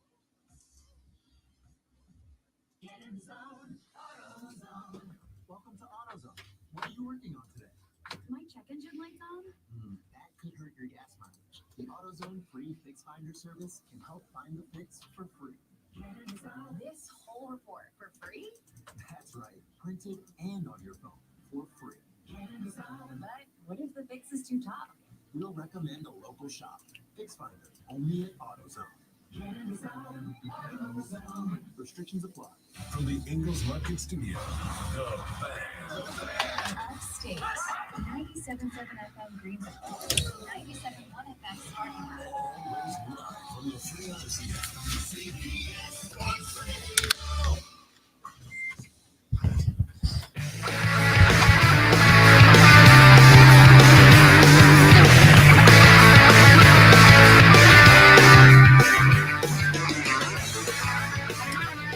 The Rob Brown Show rolls on. It is the Fan Upstate. I am Rob. He is the Alpha and the Omega of the Fan Upstate. Colonel Grudge, hashtag Dad Kicks. The Alpha and the Omega. I already said that one.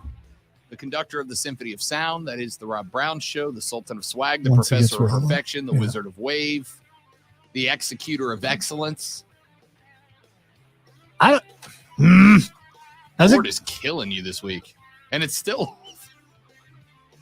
All right, I'm calling shenanigans. I think Chris is like making the thing go off before I push the button. He has those capabilities.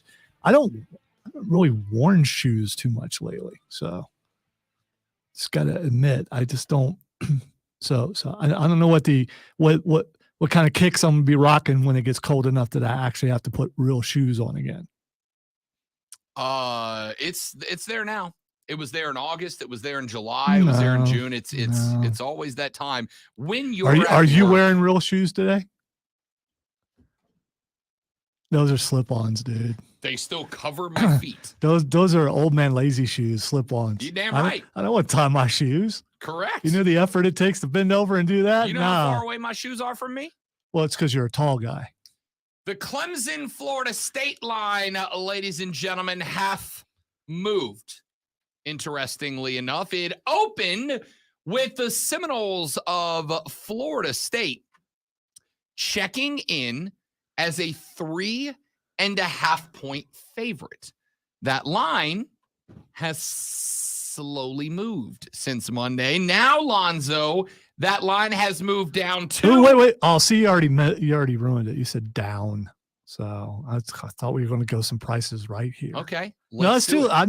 Where's the line at now? I'm going to go 2. You are spot on the money, as I knew you would be.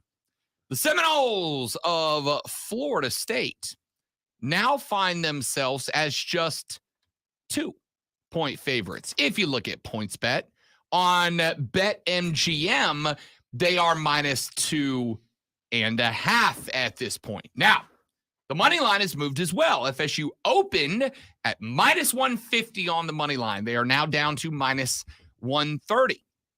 Clemson has moved from plus 115 on the money line down to plus 105. All right. Is this more negative on FSU or more positive on Clemson? This is positive on Clemson. No, what I mean is play on the field that might have affected this. Oh, both. It's absolutely both. So the fact that Clemson has looked decent against a couple really bad teams, but Florida struggled a little bit against a really bad team. This is not that they look positive against a couple of really bad teams. This is they have gotten better week by week. It is better week by week. Have they? Yes, 100%. Have they? In week 1 against Duke, Clemson, a higher level team, whether we like to say it or not. I do like to say it. It's great. Mike Elko's doing a wonderful They're still undefeated, right? They are undefeated, as a matter of fact. Not just undefeated, Lonzo. Because they, like Clemson, probably had a couple gimmies. They're an AP top 25 team, are the Duke Blue Devils, like your boy tried to tell you, friends. All right? All right. According to the stream that I'm hating on Clemson, it's like, wait. I don't. You're saying duh. No!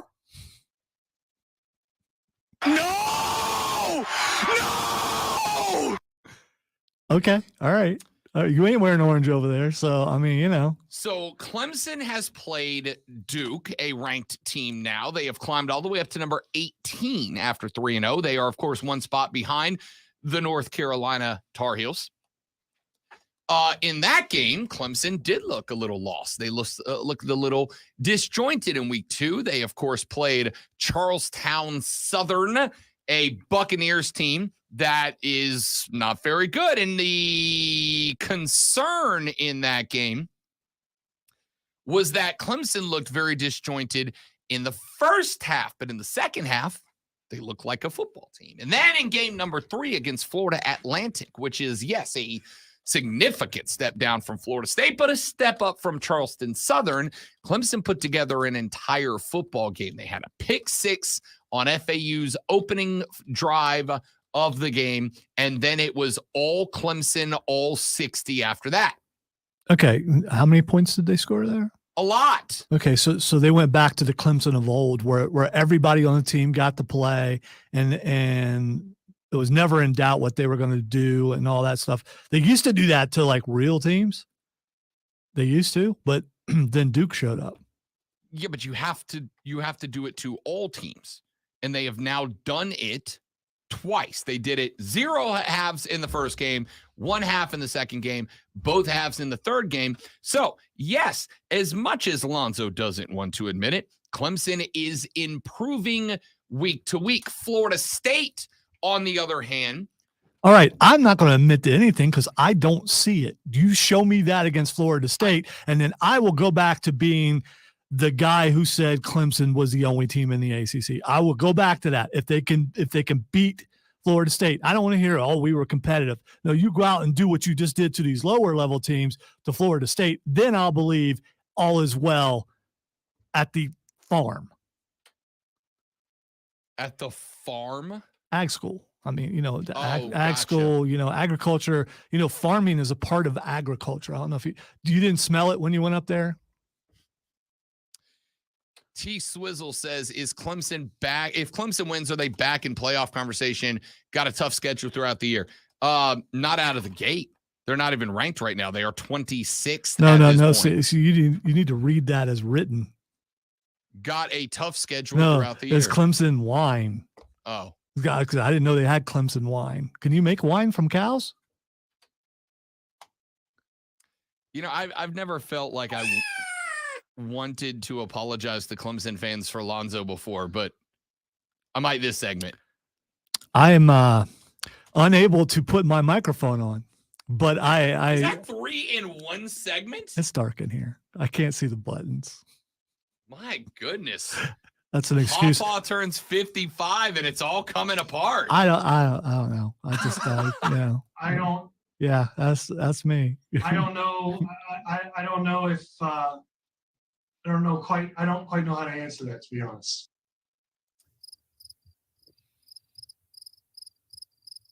Checks out.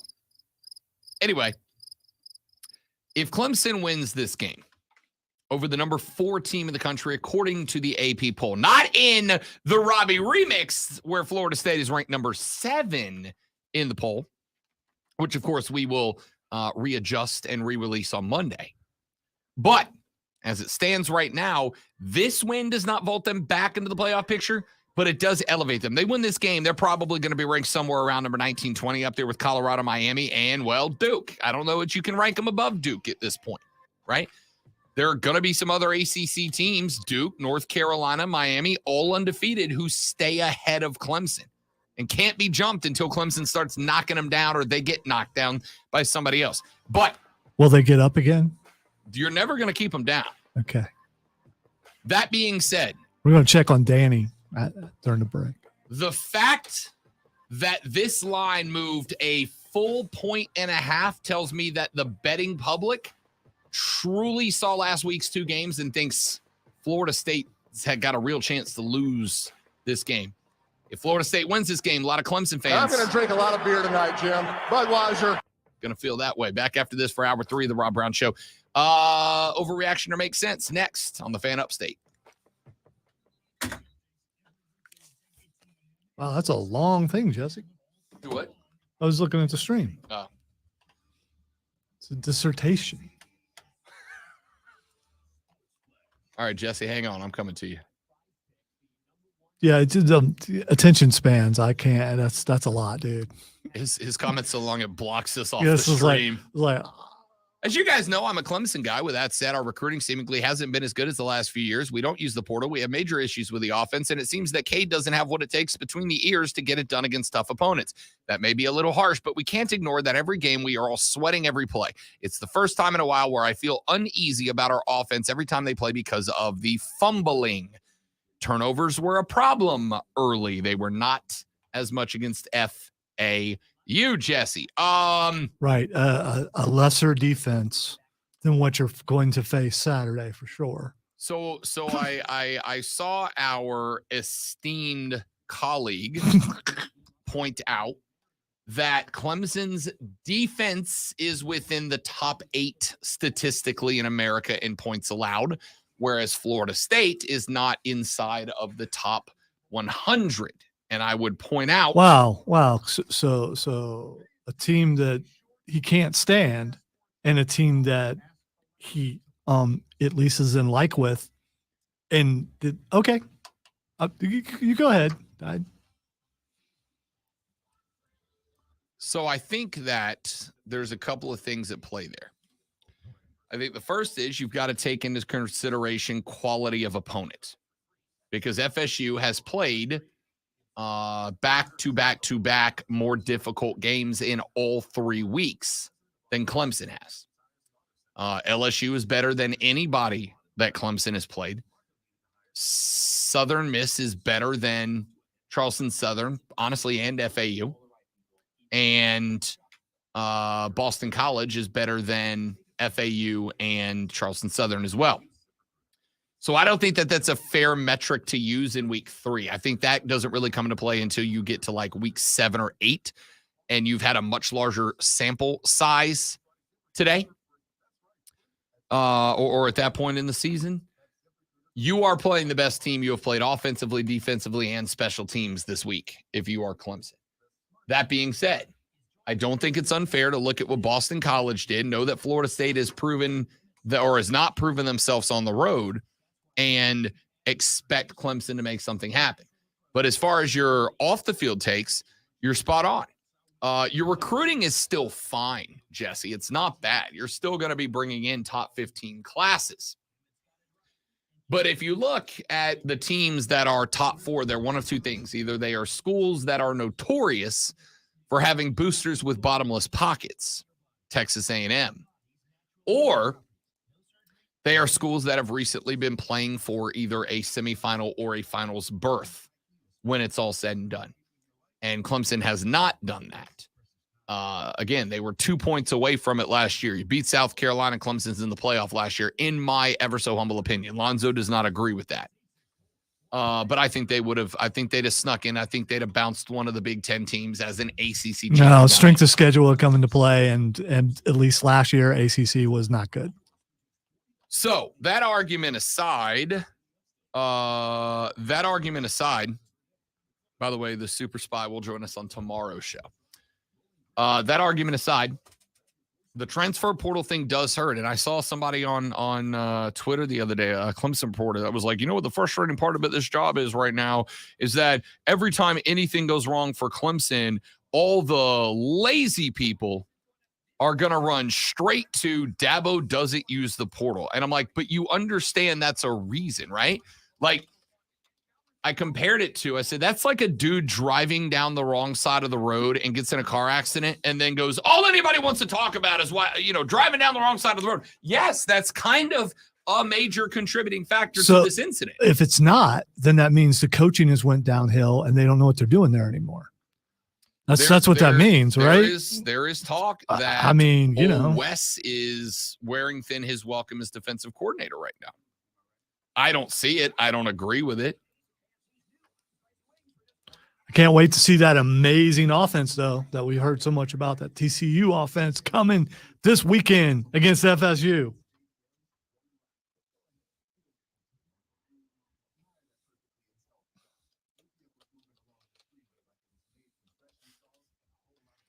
I'm not going to bring up what I'm laughing at, but I'm hoping you will bring it up at some point betwixt here and the end of the show. I don't know. That's too much pressure on me. I'm confident you will. Overreaction or makes sense. Oh, crap. That's the wrong intro. No, that's the right No, intro. that's the right intro. I do not. What is wrong with me today? I quit, man. I quit.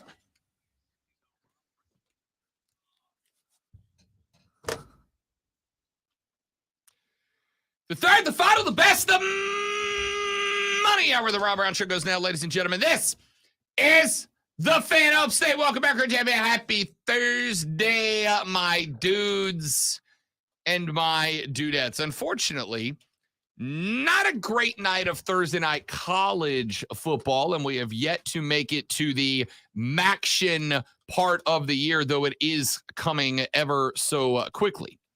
But also, so it gets better at that point. Oh, are you not a big Maction guy? I'm I'm a big Maction guy. I may or may not have been recruited by some of those teams. So, all the more reason. I love some Maction, man. I really do. So, I don't know what's happening right now.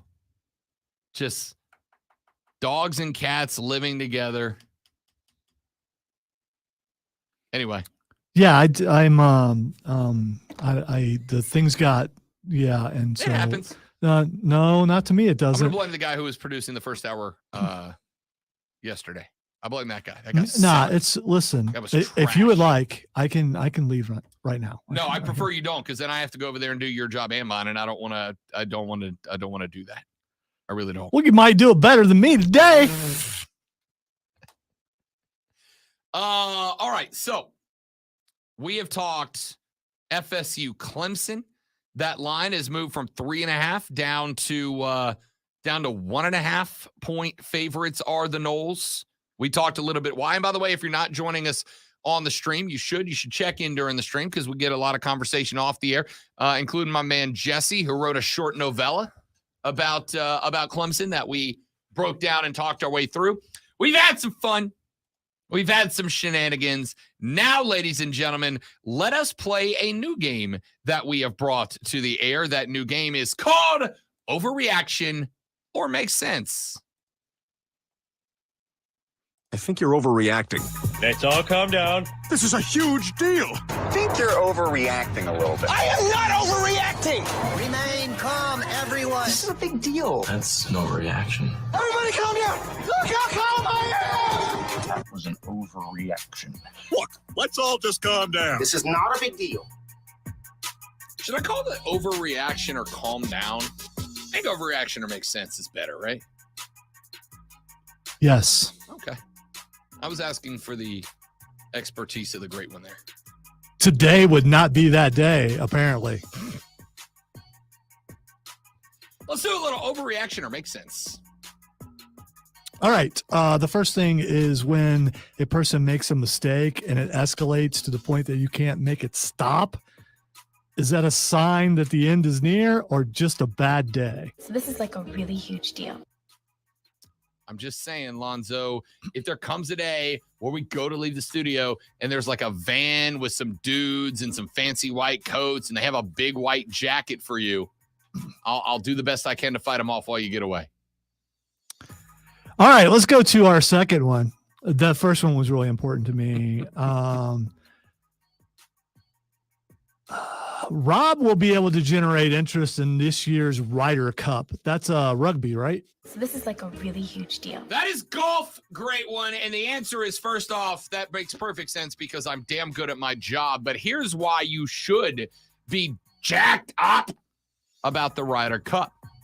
The Americans finally got a dub over the Europeans 2 years ago last time around. It took us like a long time to get the Ryder Cup back. This year, the Ryder Cup takes place in Europe, not just in Europe, but it takes place in Roma, in one of the cultural capitals of the world. The Europeans do not want the Americans to go in there and beat them, but it is not just that it is golf, it is the type of golf.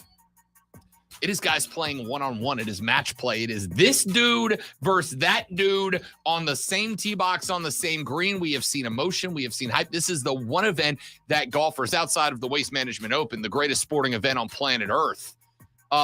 This is the one time where these guys genuinely let Lonzo that competitive side, not the side that's like, Let me keep my head down, focus, tempo on the swing. The time that Where's they it will at? look the dude in the face and go, got you, next hole, bleep. I'm sorry, you may have said this. I'm wallowing in self-pity over here. But where is it at this year? It is in Rome, Italia. Okay, so it's on their turf. When it's in Great Britain, it is fun to watch. I'm guessing it will be the same in Italy. It will be phenomenal. When it's here, it's boring because we don't talk stuff the way that they do over there. When they're on their home turf, they're they feeling get ugly, it. bro. Yeah, It's yeah. great. They have a different kind of humor. So imagine how good it is when you have that, but then we go win it.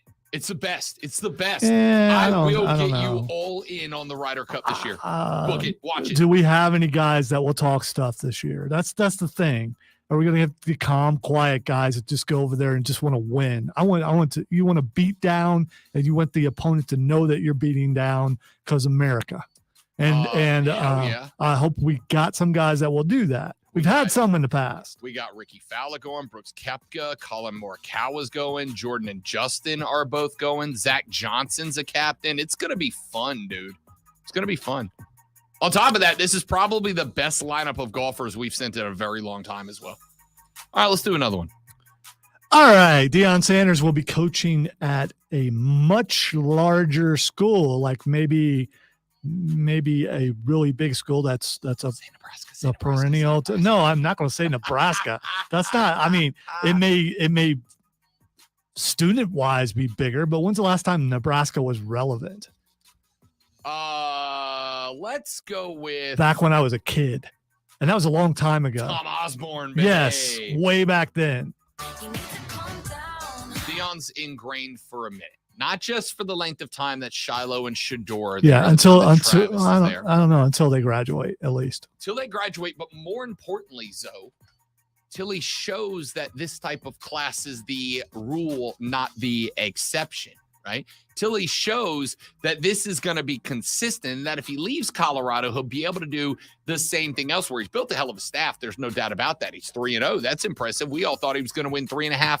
Over under set at 3.5. We all thought he was either going to win 3 or 4 games this year. If he can bring in another 2 cycles and Colorado all of a sudden starts recruiting the 27th ranked class and then the 24th and then the 19th, I think Deion Sanders is probably 4 years, a full class cycle away from getting his first big time school offer, his first Oklahoma, his first Texas, whatever. I do think it happens. I do not think it's in the next 2 or 3 years. I think it's 4 or more away. And all of that is dependent on him continuing a run of success. All right, next one. The Rams hit a field goal as time was running out.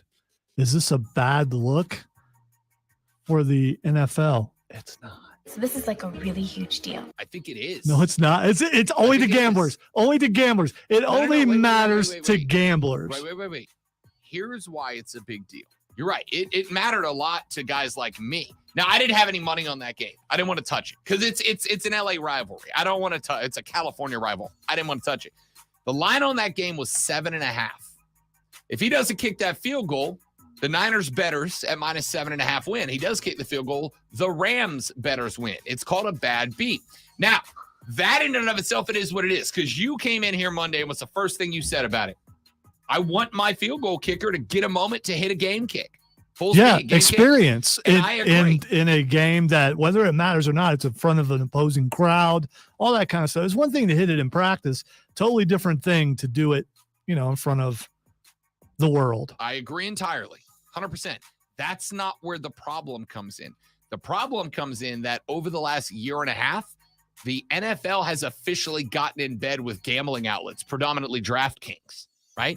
The NFL is 100% on board with you gambling. So to have a game in which a massive underdog was about to win, which means DraftKings and the books would have had to pay out millions. They would have taken an enormous, because like 85% of the handle was on San Francisco.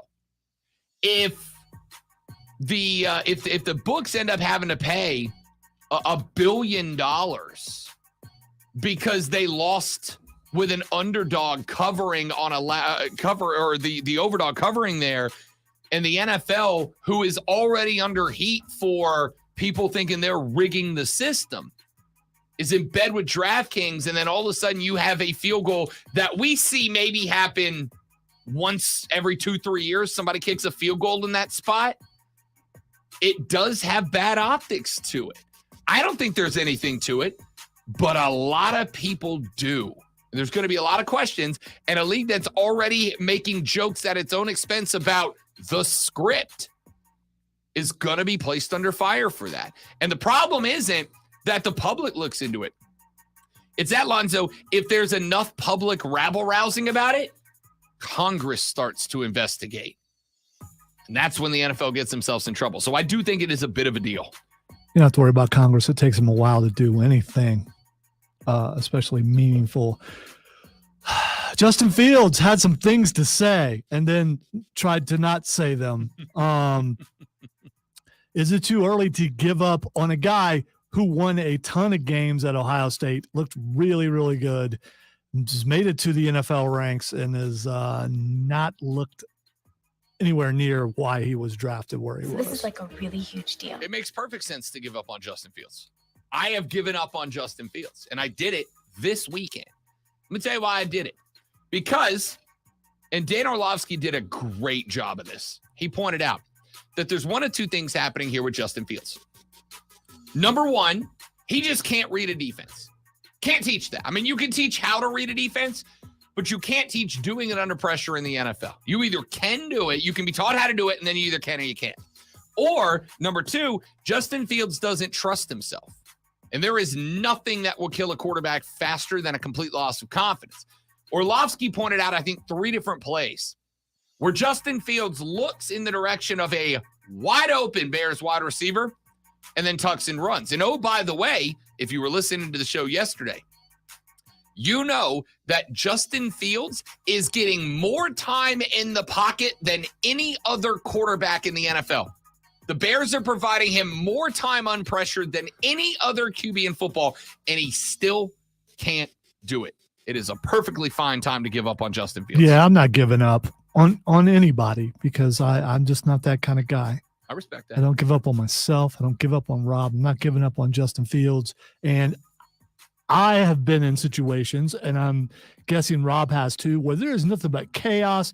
You've worked for a place, or you've been at a place where nothing was in cement. You had no idea what was going on. You had a job to do. You'd have to go out and try to figure out how to do it without the proper supervision, all that kind of stuff. I'm just saying maybe coaching is a part of his problem.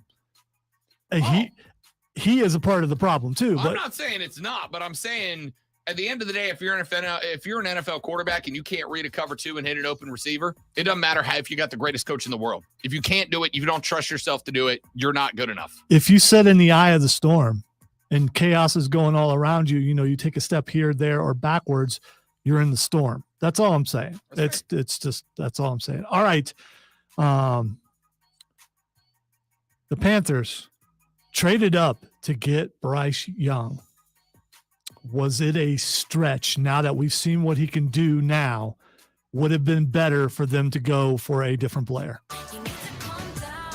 It has been 2 games behind the 3rd most poorest offensive line in the National Football League. He has played 120 total minutes of football, and people are ready to jettison him already.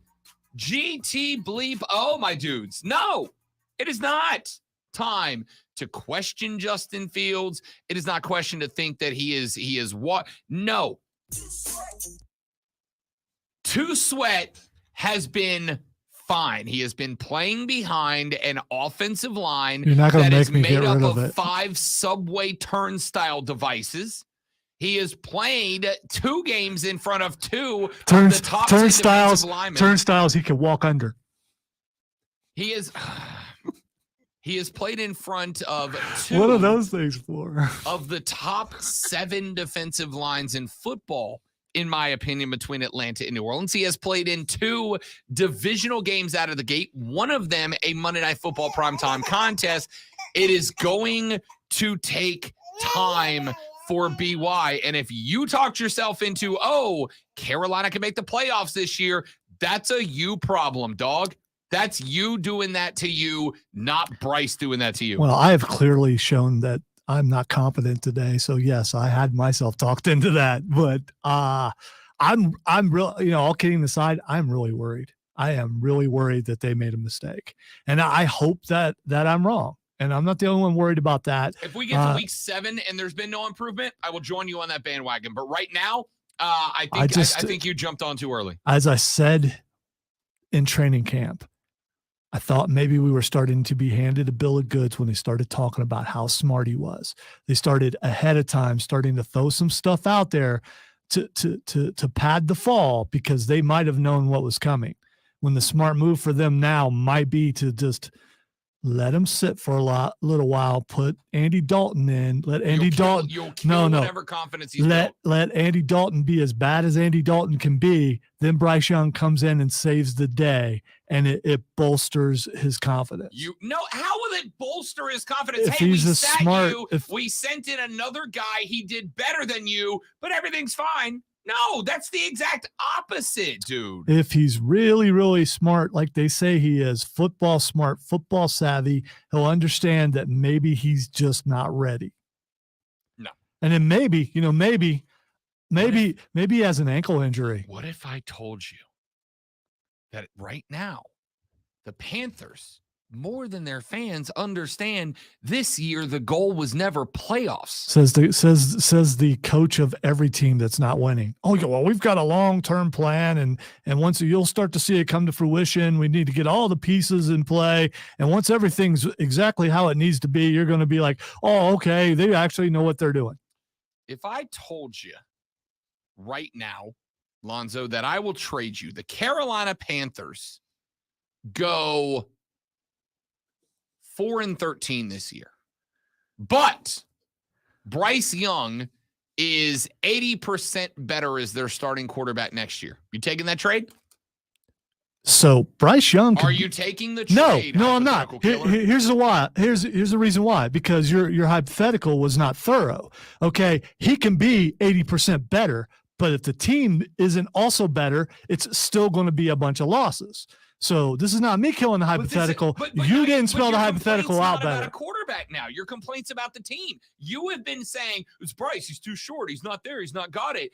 If you want to complain about the team around him, I'm 100% on board. The offensive line stinks. The wide receivers can't get any separation. Miles Sanders is not living up to the contract that they gave him. The only side holding its weight is the defensive front 7 because the back end was given away a little bit. If you want to complain about the team, you and I, partner, are in cahoots. But if you are going to beat around Bryce Young, I am going to raise the shield. I just kicked my spurs. You couldn't hear it. They're jingling. Yeehaw. Let's take a break. It's Thursday. Y'all know what that means. When we come back, it's time for Fight Club with the great Alonzo. He's going to walk us through the world of MMA, boxing, and let's be honest, professional wrestling. And that comes up next on the Rob Brown Show. Ladies and gentlemen, this is the Fan Upstate. QC. All right, guys, one more live read. I'll be right back. Don't go anywhere.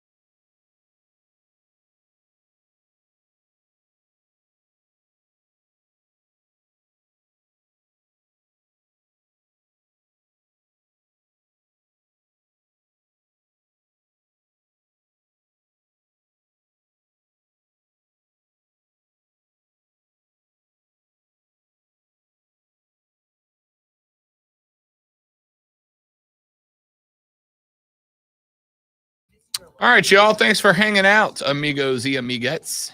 Well, I don't know. After watching Rob rock those sunglasses yesterday, I realized I'm not cool enough for them. You are cool enough. You gotta get the red pair, the sunset pair. I don't know. So the gold really, I'm really getting a pair called of the for gold me. ones. I told Courtney I'm getting a pair of gold ones. I've talked myself into it. There's no way around it. The majority of my clothing is black, so I should get something. Yeah. It would stand out. It would be like a Street Profits type of standing out type thing, maybe.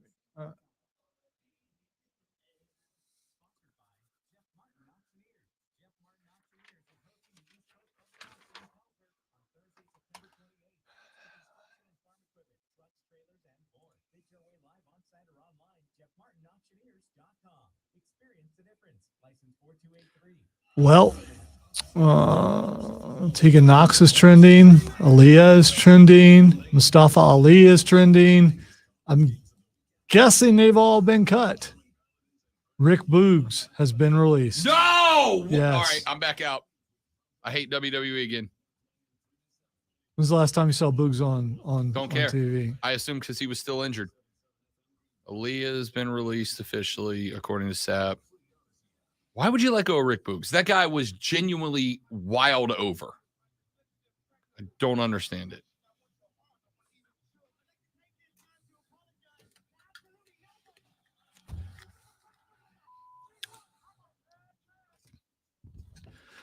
Welcome into the Fight Club, where we, whenever a merger happens at any company, they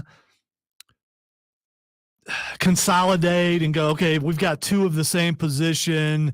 This person's already been with us, so we're going to let that person go.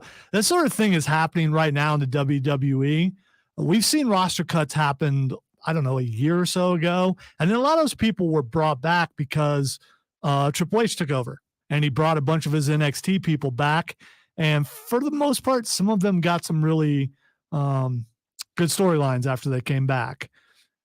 But now that the company that owns the UFC also owns the WWE, they're doing the consolidation thing. Like 100 jobs were lost in the business. And now we're starting to see roster cuts, including the one that just dropped right before we went back from break. Rick Boogs no longer with the WWE. I am genuinely angry right now. Not like, haha, Rob's having fun and he's pretending like he's mad for the sake of a bit on the radio. I'm genuinely upset because you had the merger with what's the company? No, what's it called? What's the big company's name? Whatever. They and the company that owns UFC are now merged and they're TKO, right?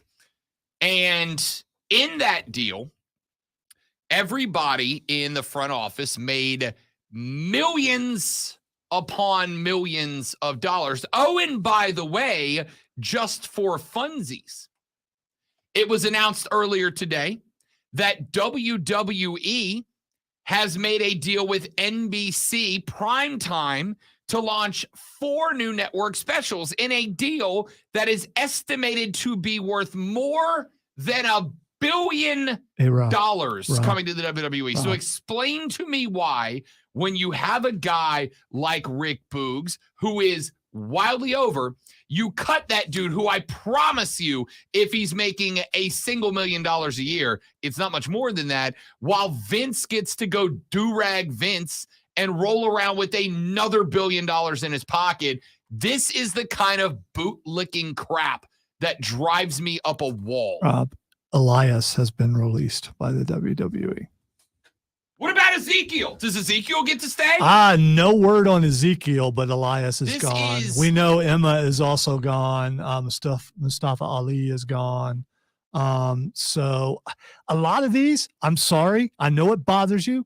A lot of these guys and women are either often injured or they're not being used. There's no big, Mustafa Ali was being used a little bit on NXT. Everybody else is not being used at all. Even if so, you had Rick Boogs, who for a while there was getting pops like very few have accomplished. Yes, he busted a quad. In that match, he was partnered with Shinsuke for a while. Shinsuke and Boogs were like super over, right? Like wild over. Then he gets hurt, and then he's ready to come back, and they just don't do anything. See, here's the problem that I have is they do this stuff where these guys get this momentum and they get it organically. And this is why I firmly believe that whether we like it or not, Vince McMahon is not letting go of creative, right? Because he has never liked when somebody comes in and they get organically over. They come in and they're such a personality that we as fans go, this is the dude. The dudes that get over because Vince gets them over the way he wants them over, right? And the exact compliment to this conversation is Roman Reigns, because for 5 years, Vince just kept sending Roman out as Superman good guy, and we all hated it. And I sat here on this show. We all didn't hate this it, by the way. show, and said, make him an ass-kicking bad guy, and I promise you we'll get over. And then eventually they sent out Roman as an ass-kicking bad guy, and would you look at what ended up happening? He ended up becoming the biggest superstar of this generation. But if it ain't his way, it ain't the right way. Rob, he'll tell you what you like, Rob, and you'll like it. Rob, Riddick Moss has been released by the WWE. I'm not shocked. He proposed to Emma like 3 weeks ago. So you just let them both go at the same time. Like, it's just so stupid, because here's what happens. They're going to pick their 5 or 6 top guys and top gals. They're going to fire everybody else. Why? So they can bring up the NXT people on cheaper contracts, so they don't have to pay their talent as much. They will run them out there for a year or two. Then all those people will get cut, and the next round of NXT guys will come up and work for cheap contracts while the same 4 or 5 dudes keep flipping the belts between themselves, because that's the way it works in WWE. And it's obnoxious when they are getting multiple $billion+ investments into that company that they just let go of everybody so that Vince can keep his freaking Scrooge McDuck vault stacked with dollar bills. All right. By the way, this happens in a lot of companies, major companies, when they do these mergers. It's not just WWE. We don't know that Vince will be around for a whole lot, thanks to another investigation. This one having to do from the government, and they say that it is widespread and it has to do with stock exchange and not reporting money and things like that. So if he's going to go down, much like, other gangsters in history, it's going to be because of tax evasion or something like that. Good. Yes. Get him the hell out. All right. I'm so over this Hey, clown. Rob, Top Dollar has been released by the WWE. All right. So since I'm being sympathetic to the labor, since Liberab the Woke Warrior is here, I will stay that way. Let me tell you how this ended up going wrong. When Hit Row was in NXT and they had Swerve with them, they were great. They were genuinely great, because you had Swerve and Adonis with the charisma. Top Dollar only had to be the muscle, right? And then when Swerve left and went to AEW, they just immediately bring Hit Row to the top. Why? They clearly were not ready. So you bring them up. You do not provide them with the tools or the time to succeed. They make mistakes that should be made at the NXT level. Then you got Michael Cole calling him Flop Dollar because he went for the suicide dive and he missed everything. I think he missed the floor. It was pretty bad. It was awful. But these are the things you learn a level down, not on Raw. Right? And then everybody's like, oh, man, that guy sucks. He's got to go. This is not on him, bro. It is another Vince stupid-ass decision in a long line over the past 10 years that are aggravating as hell. All right. I hadn't intended in starting this way. I had intended, starting talking about the woes of AEW. So let's move to that. And it's not to counter, because I like both companies. I am not emotionally invested the way that Rob is as far as anger goes, because those people had to know it was coming. And some of them will do better on the independents than they did there, because they won't. All right. Here's how they will. You know why? Because they'll get to practice their craft, unlike what they're doing right now. The majority of those guys were not working. I mean, maybe they were working house shows, but they were not on TV. Worst case scenario, if they're not working, they're still getting paid, right? Maybe not as much as they were if they were getting spots on premium live events, right? Maybe if they weren't going to Saudi Arabia twice a year while Vince is making $1 billion a pop to go wrestle in front of some jackass crown prince of Saudi Arabia. By the way, Vince doesn't own the company anymore, so we don't know what the guys who do own the company are going to do with it going forward. Yeah. So we're just seeing the first parts of what's happening with this merger. And Vince may not be around because he might be in federal prison. So doesn't mean, like the Don he is, he couldn't run the company from prison, because he might be able to. I don't know. Grow some stones, Triple H. Hostile takeover time. Well, no, he won't be. Do you agree or disagree that when Vince was out, while the initial investigations were happening and Triple H was in charge, it was the best year and a half that WWE has had in a while? Is that true or untrue? It's true, and I am seeing reports that Johnny Gargano has been released by. Of course. I know. I want to move on to something else, but they just. I don't think. Maybe I should quit looking at it. I don't think people are getting how big of a moment this is. Right? All right, that one is not big. I haven't seen that reported anywhere else. So that was just kind of I'm not going to say an unreputable source. Not even sure if that's a disreputable. I can't even say that word. Yeah, I've only seen that. It hasn't been corroborated yet as far as Gargano, but he's trending. So I'm thinking that's a good shot that he's probably gone. A lot of the tweets are people saying, don't release Gargano. Like, they just know he's coming next. Yeah, because if you release him, Candace is next, and Indy probably also. So I again haven't seen anything else on that. I sent you a video earlier of Tony Khan dancing, and I don't know if you watched it yet or not. It's not good. Okay, it's not good. He confirmed what we already knew, that he kind of leans towards the nerd side. And you should leave the dancing to Danny Garcia. I'm just saying. Can you do it? That thing right now with my knee, no, I'll fall down and cry, because that requires it requires hip movement that I cannot, and you cannot, while standing, do hip movement like that without using your knees. You just cannot. I mean, you're welcome to get up and try to do that without using your knees. But you cannot do that. Yeah, listen, I am not in any universe going to try to convince you that Tony Khan is some super cool guy. All right. I'm not. He's a giant wrestling dork.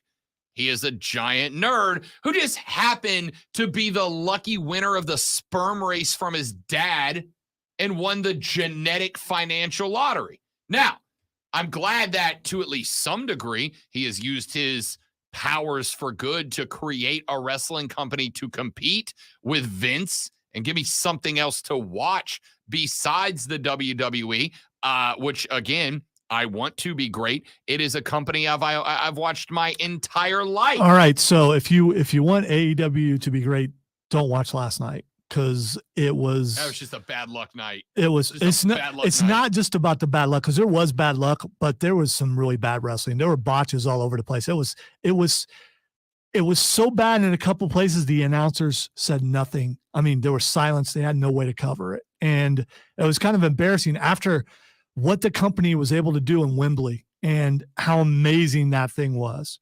I can't give that enough praise. That was well worth the money. Was great. This is another one of those times when AEW could and should step up, and just, I mean, the injuries, should the pile driver be eliminated from, I mean, WWE got rid of it. I think AEW's got to consider doing that too, because Moxley got dropped on his head hard, and the pile driver is one of the most dangerous moves in wrestling. So here's what I understand. That actually was not what caused the injury. From what I understand, the injury actually, the concussion, because he has been diagnosed with a mild concussion. From what I understand, the concussion actually came before that, And the reason that they went with so that when he was finisher- outside the ring and was kind of unresponsive, Correct. and Ray Phoenix kept trying to get him in the ring, he was already and he concussed. was just right. he did And look so yeah. the from what I've read so far, he was already concussed. He was still alert. He was still talking, but he was kind of, I've had concussions. You're just kind of in a fog. But see, that's And not a good so- thing, because that was at the beginning of the match, and it continued the match all the way through. So this is the interesting spot. You have two options. Number one, you can throw up the X and you can just call the match on the spot. But the problem that you have here, and I'm not saying it's the right or wrong decision. I'm saying from a booker's perspective, the problem that you have if you do that is you have broken immersion for the entire rest of the show because it's all anybody's thinking about, right? So it's the same with Taker and Brock back in the day. Remember WrestleMania 30? Undertaker got a concussion early in that match, and he did the best he could to finish it. And Brock basically had to safe work him through a match because if you call the match and you go, no, this dude's actually hurt, then it makes all the injuries that happen within kayfabe fake. Same right? thing happened with Goldberg, except he gave himself a concussion 'cause he's an by idiot. hitting his head Because he's an idiot. against So the wall. The story is that Mox got the concussion early in the match, and then basically between Ray Phoenix, and the ref, they were like, well, we got to put a finisher on this. The pile driver was used. The short pile driver was used because it is one of the things that Ray, from what I understand, everybody knows Ray can pull that move off safely. And B, if you watch it, it was not like a traditional straight down pile driver. If you watch it, Ray lands on his left butt cheek. And the reason you do that is because that does take whatever force is transferred to the other guy and it puts it into his shoulder and it actually elevates his head further from the canvas. And so that was the safe finisher they came up with. See, I'm to go just ahead and take it Mox just down. popped up on my feed because they're listening. And I was Damn you, watching Bezos. almost it was like you were giving play by play. It'd be more Elon Musk probably. But I'm watching it They're again. the same person. They're one lizard. Well, or aliens or alien lizards, one or the other. When the referee was getting ready to hit that third and he knew he wasn't supposed to hit the three, and he's looking at him and you could see Moxley say something to him. Why not? If he was going to lose anyway, just let him finish it there. He was never going to lose. That was the thing. Mox was supposed to retain. Okay. They went with this because they knew Mox was like, I'm going to be down for a minute. Like, so the from what I understand, again, this is all dirt sheet stuff, but Mox was supposed to retain last night and he was supposed to carry that. And they were going to open up a few potentially with what's the other Lucha brother? I'm just blanking on his name right now. Penta. Penta El Cerro. I can't say it. So yeah, it was supposed to modify into another rivalry with him for the belt because him and Mox had put on some bangers in the past. And this was supposed to be a step in that direction. Mox was supposed to retain, but after he got knocked around, basically what they realized is there's no way for Mox to have enough control to win this fight and then be able to like put on the show afterwards. So Phoenix winning wasn't audible. Like that, they're just like, we have to do this. All right, let's jump back to WWE for just a couple things really quick. First of all, Monday Night Raw will no longer be on Fox after October 2024. It's going back to USA. Not Monday Night Raw. I'm so sorry, SmackDown. Raw and NXT is still up in the air. So you don't know where they're going to go, but chances are they may not be on USA. They may be elsewhere. So they're still pushing those to another company. So we're still waiting to find out what that is. Also, what was the other thing that I wanted to get to? I don't remember because we're running out of time. Except for to say this, that Eddie Kingston is a waste of wrestling time. And I don't know why they would put another belt on this guy. He's horrible. His belly swishes. It's not like it's not a solid belly. It's just it's like Swishes. like if you put like a really big water balloon under your shirt and just it moved back and forth. That's what it's just. Yeah, it's not good. Lonzo doesn't like him, so he must be bad and need to go away. Well, that's how it works. The same works on that side.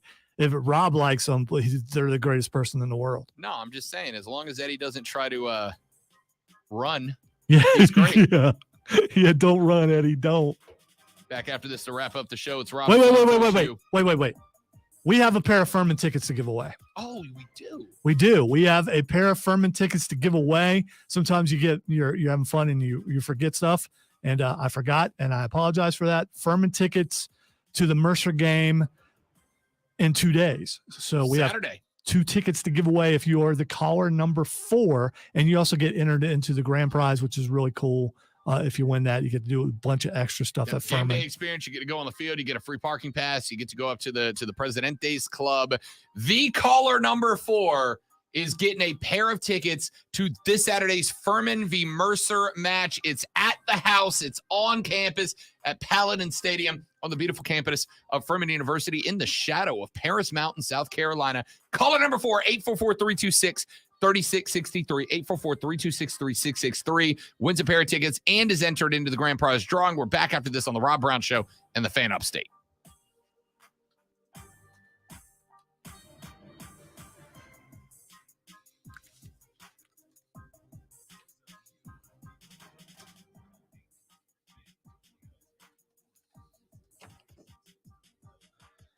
Take us off the thing, please.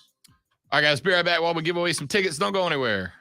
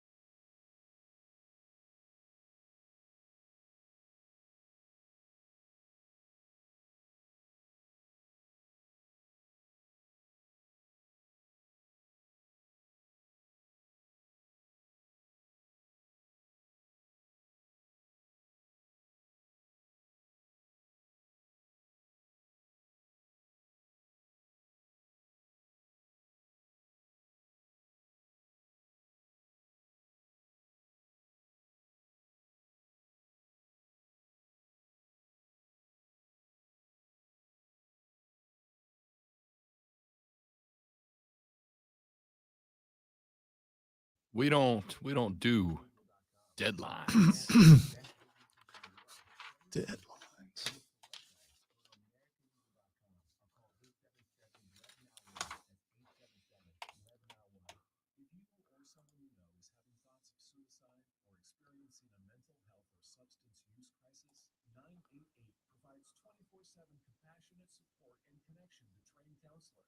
When you call, text, or chat 988, you'll be quickly connected to trained counselors who will listen to your concerns, provide support, and connect you to additional resources if needed. There is hope. The Lifeline works. You are not alone. For 24/7 support, just call, text, or chat 988. Join us at Odyssey as we all do our one thing. Together, millions of things for our planet. Use your vehicle less in September. Walk or bike to close destinations and enjoy more time outdoors. When we each share one thing, it becomes a million things for our planet. What's your one thing? This afternoon, cloudy with a high of 81. Weather brought to you by Barbasol Shaving Cream. Choose Barbasol Shaving Cream. That is not the right thing. Right, so what is wrong with you? Barbasol, the American original for over 100 years. Better buy Barbasol. From the Ingalls. Like, don't have enough oxygen in my brain or something, bro.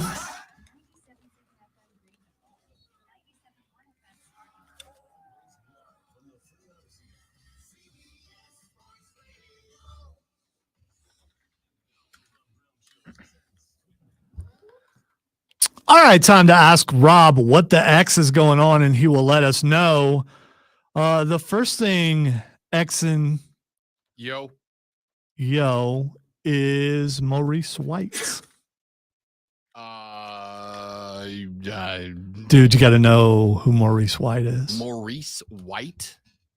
I feel like I'm missing something here. Do you remember? Oh, are we? I mean, we're obviously celebrating Earth, Wind, and Fire Day. Is Maurice White the lead singer of Earth, Wind, and Fire? I believe he was one of the founding members. I believe. I think he may. No, I think he's no longer with us. I cannot remember. I did read last night because, again, I am a Wikipedia junkie. Right? If you say something to me and it doesn't click, like my first instinct every time is to go look it up on Wikipedia, and then I just end up diving down rabbit holes. And so last night. Yeah, he's no longer with us. I thought he had died a few years ago. So last night I started looking at the song because, we were talking about, hey, tomorrow we start the 1-year countdown, right? Like we've had all these goals. When we get to 365, actually 366 because next year's leap year. But when we get to 365, like we got to get serious about the weight loss. We got to get serious about the this and the that. And so while we were doing all this, the fiance played Earth, Wind, and Fire on the Alexa, right? So I started looking it up. Well, it turns out I hate to do this. I hate to do this. Sneeze like crazy. And this is like who's released now? No, this is like Just say speculation. According to Joe Person, Andy Dalton will address media at the podium in about 20 minutes or so, which would seem to be an indication of what way the Panthers are leaning. BY is missing practice again today, by the way. So that seems like big news. So we'll talk about. You don't send out Andy Dalton to announce he's the starting quarterback, though, right? It's Andy. Like that. Speaking of WWE, can't you hear, ladies and gentlemen, coming up next to the podium, we have the. No.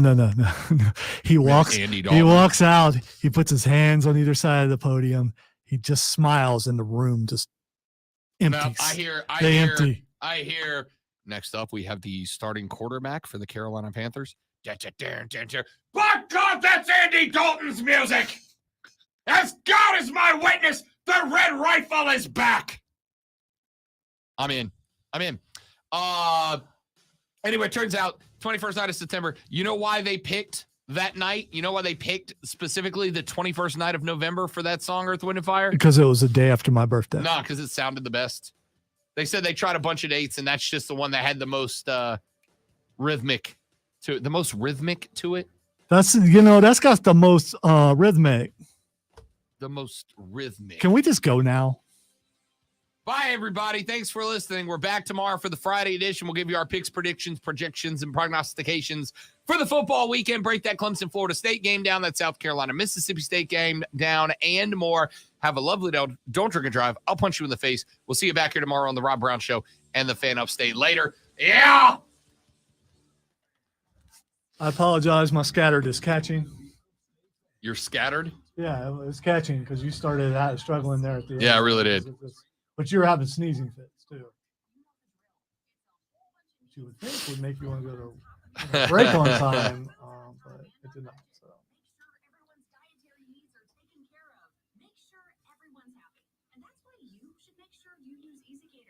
Do the thing. Come on. Do the thing.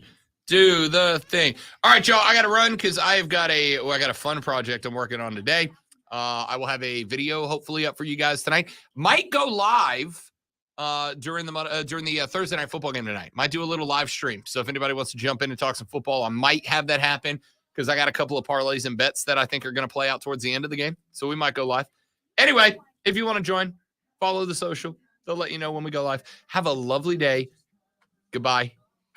I'm going to do that thing where I just guess that I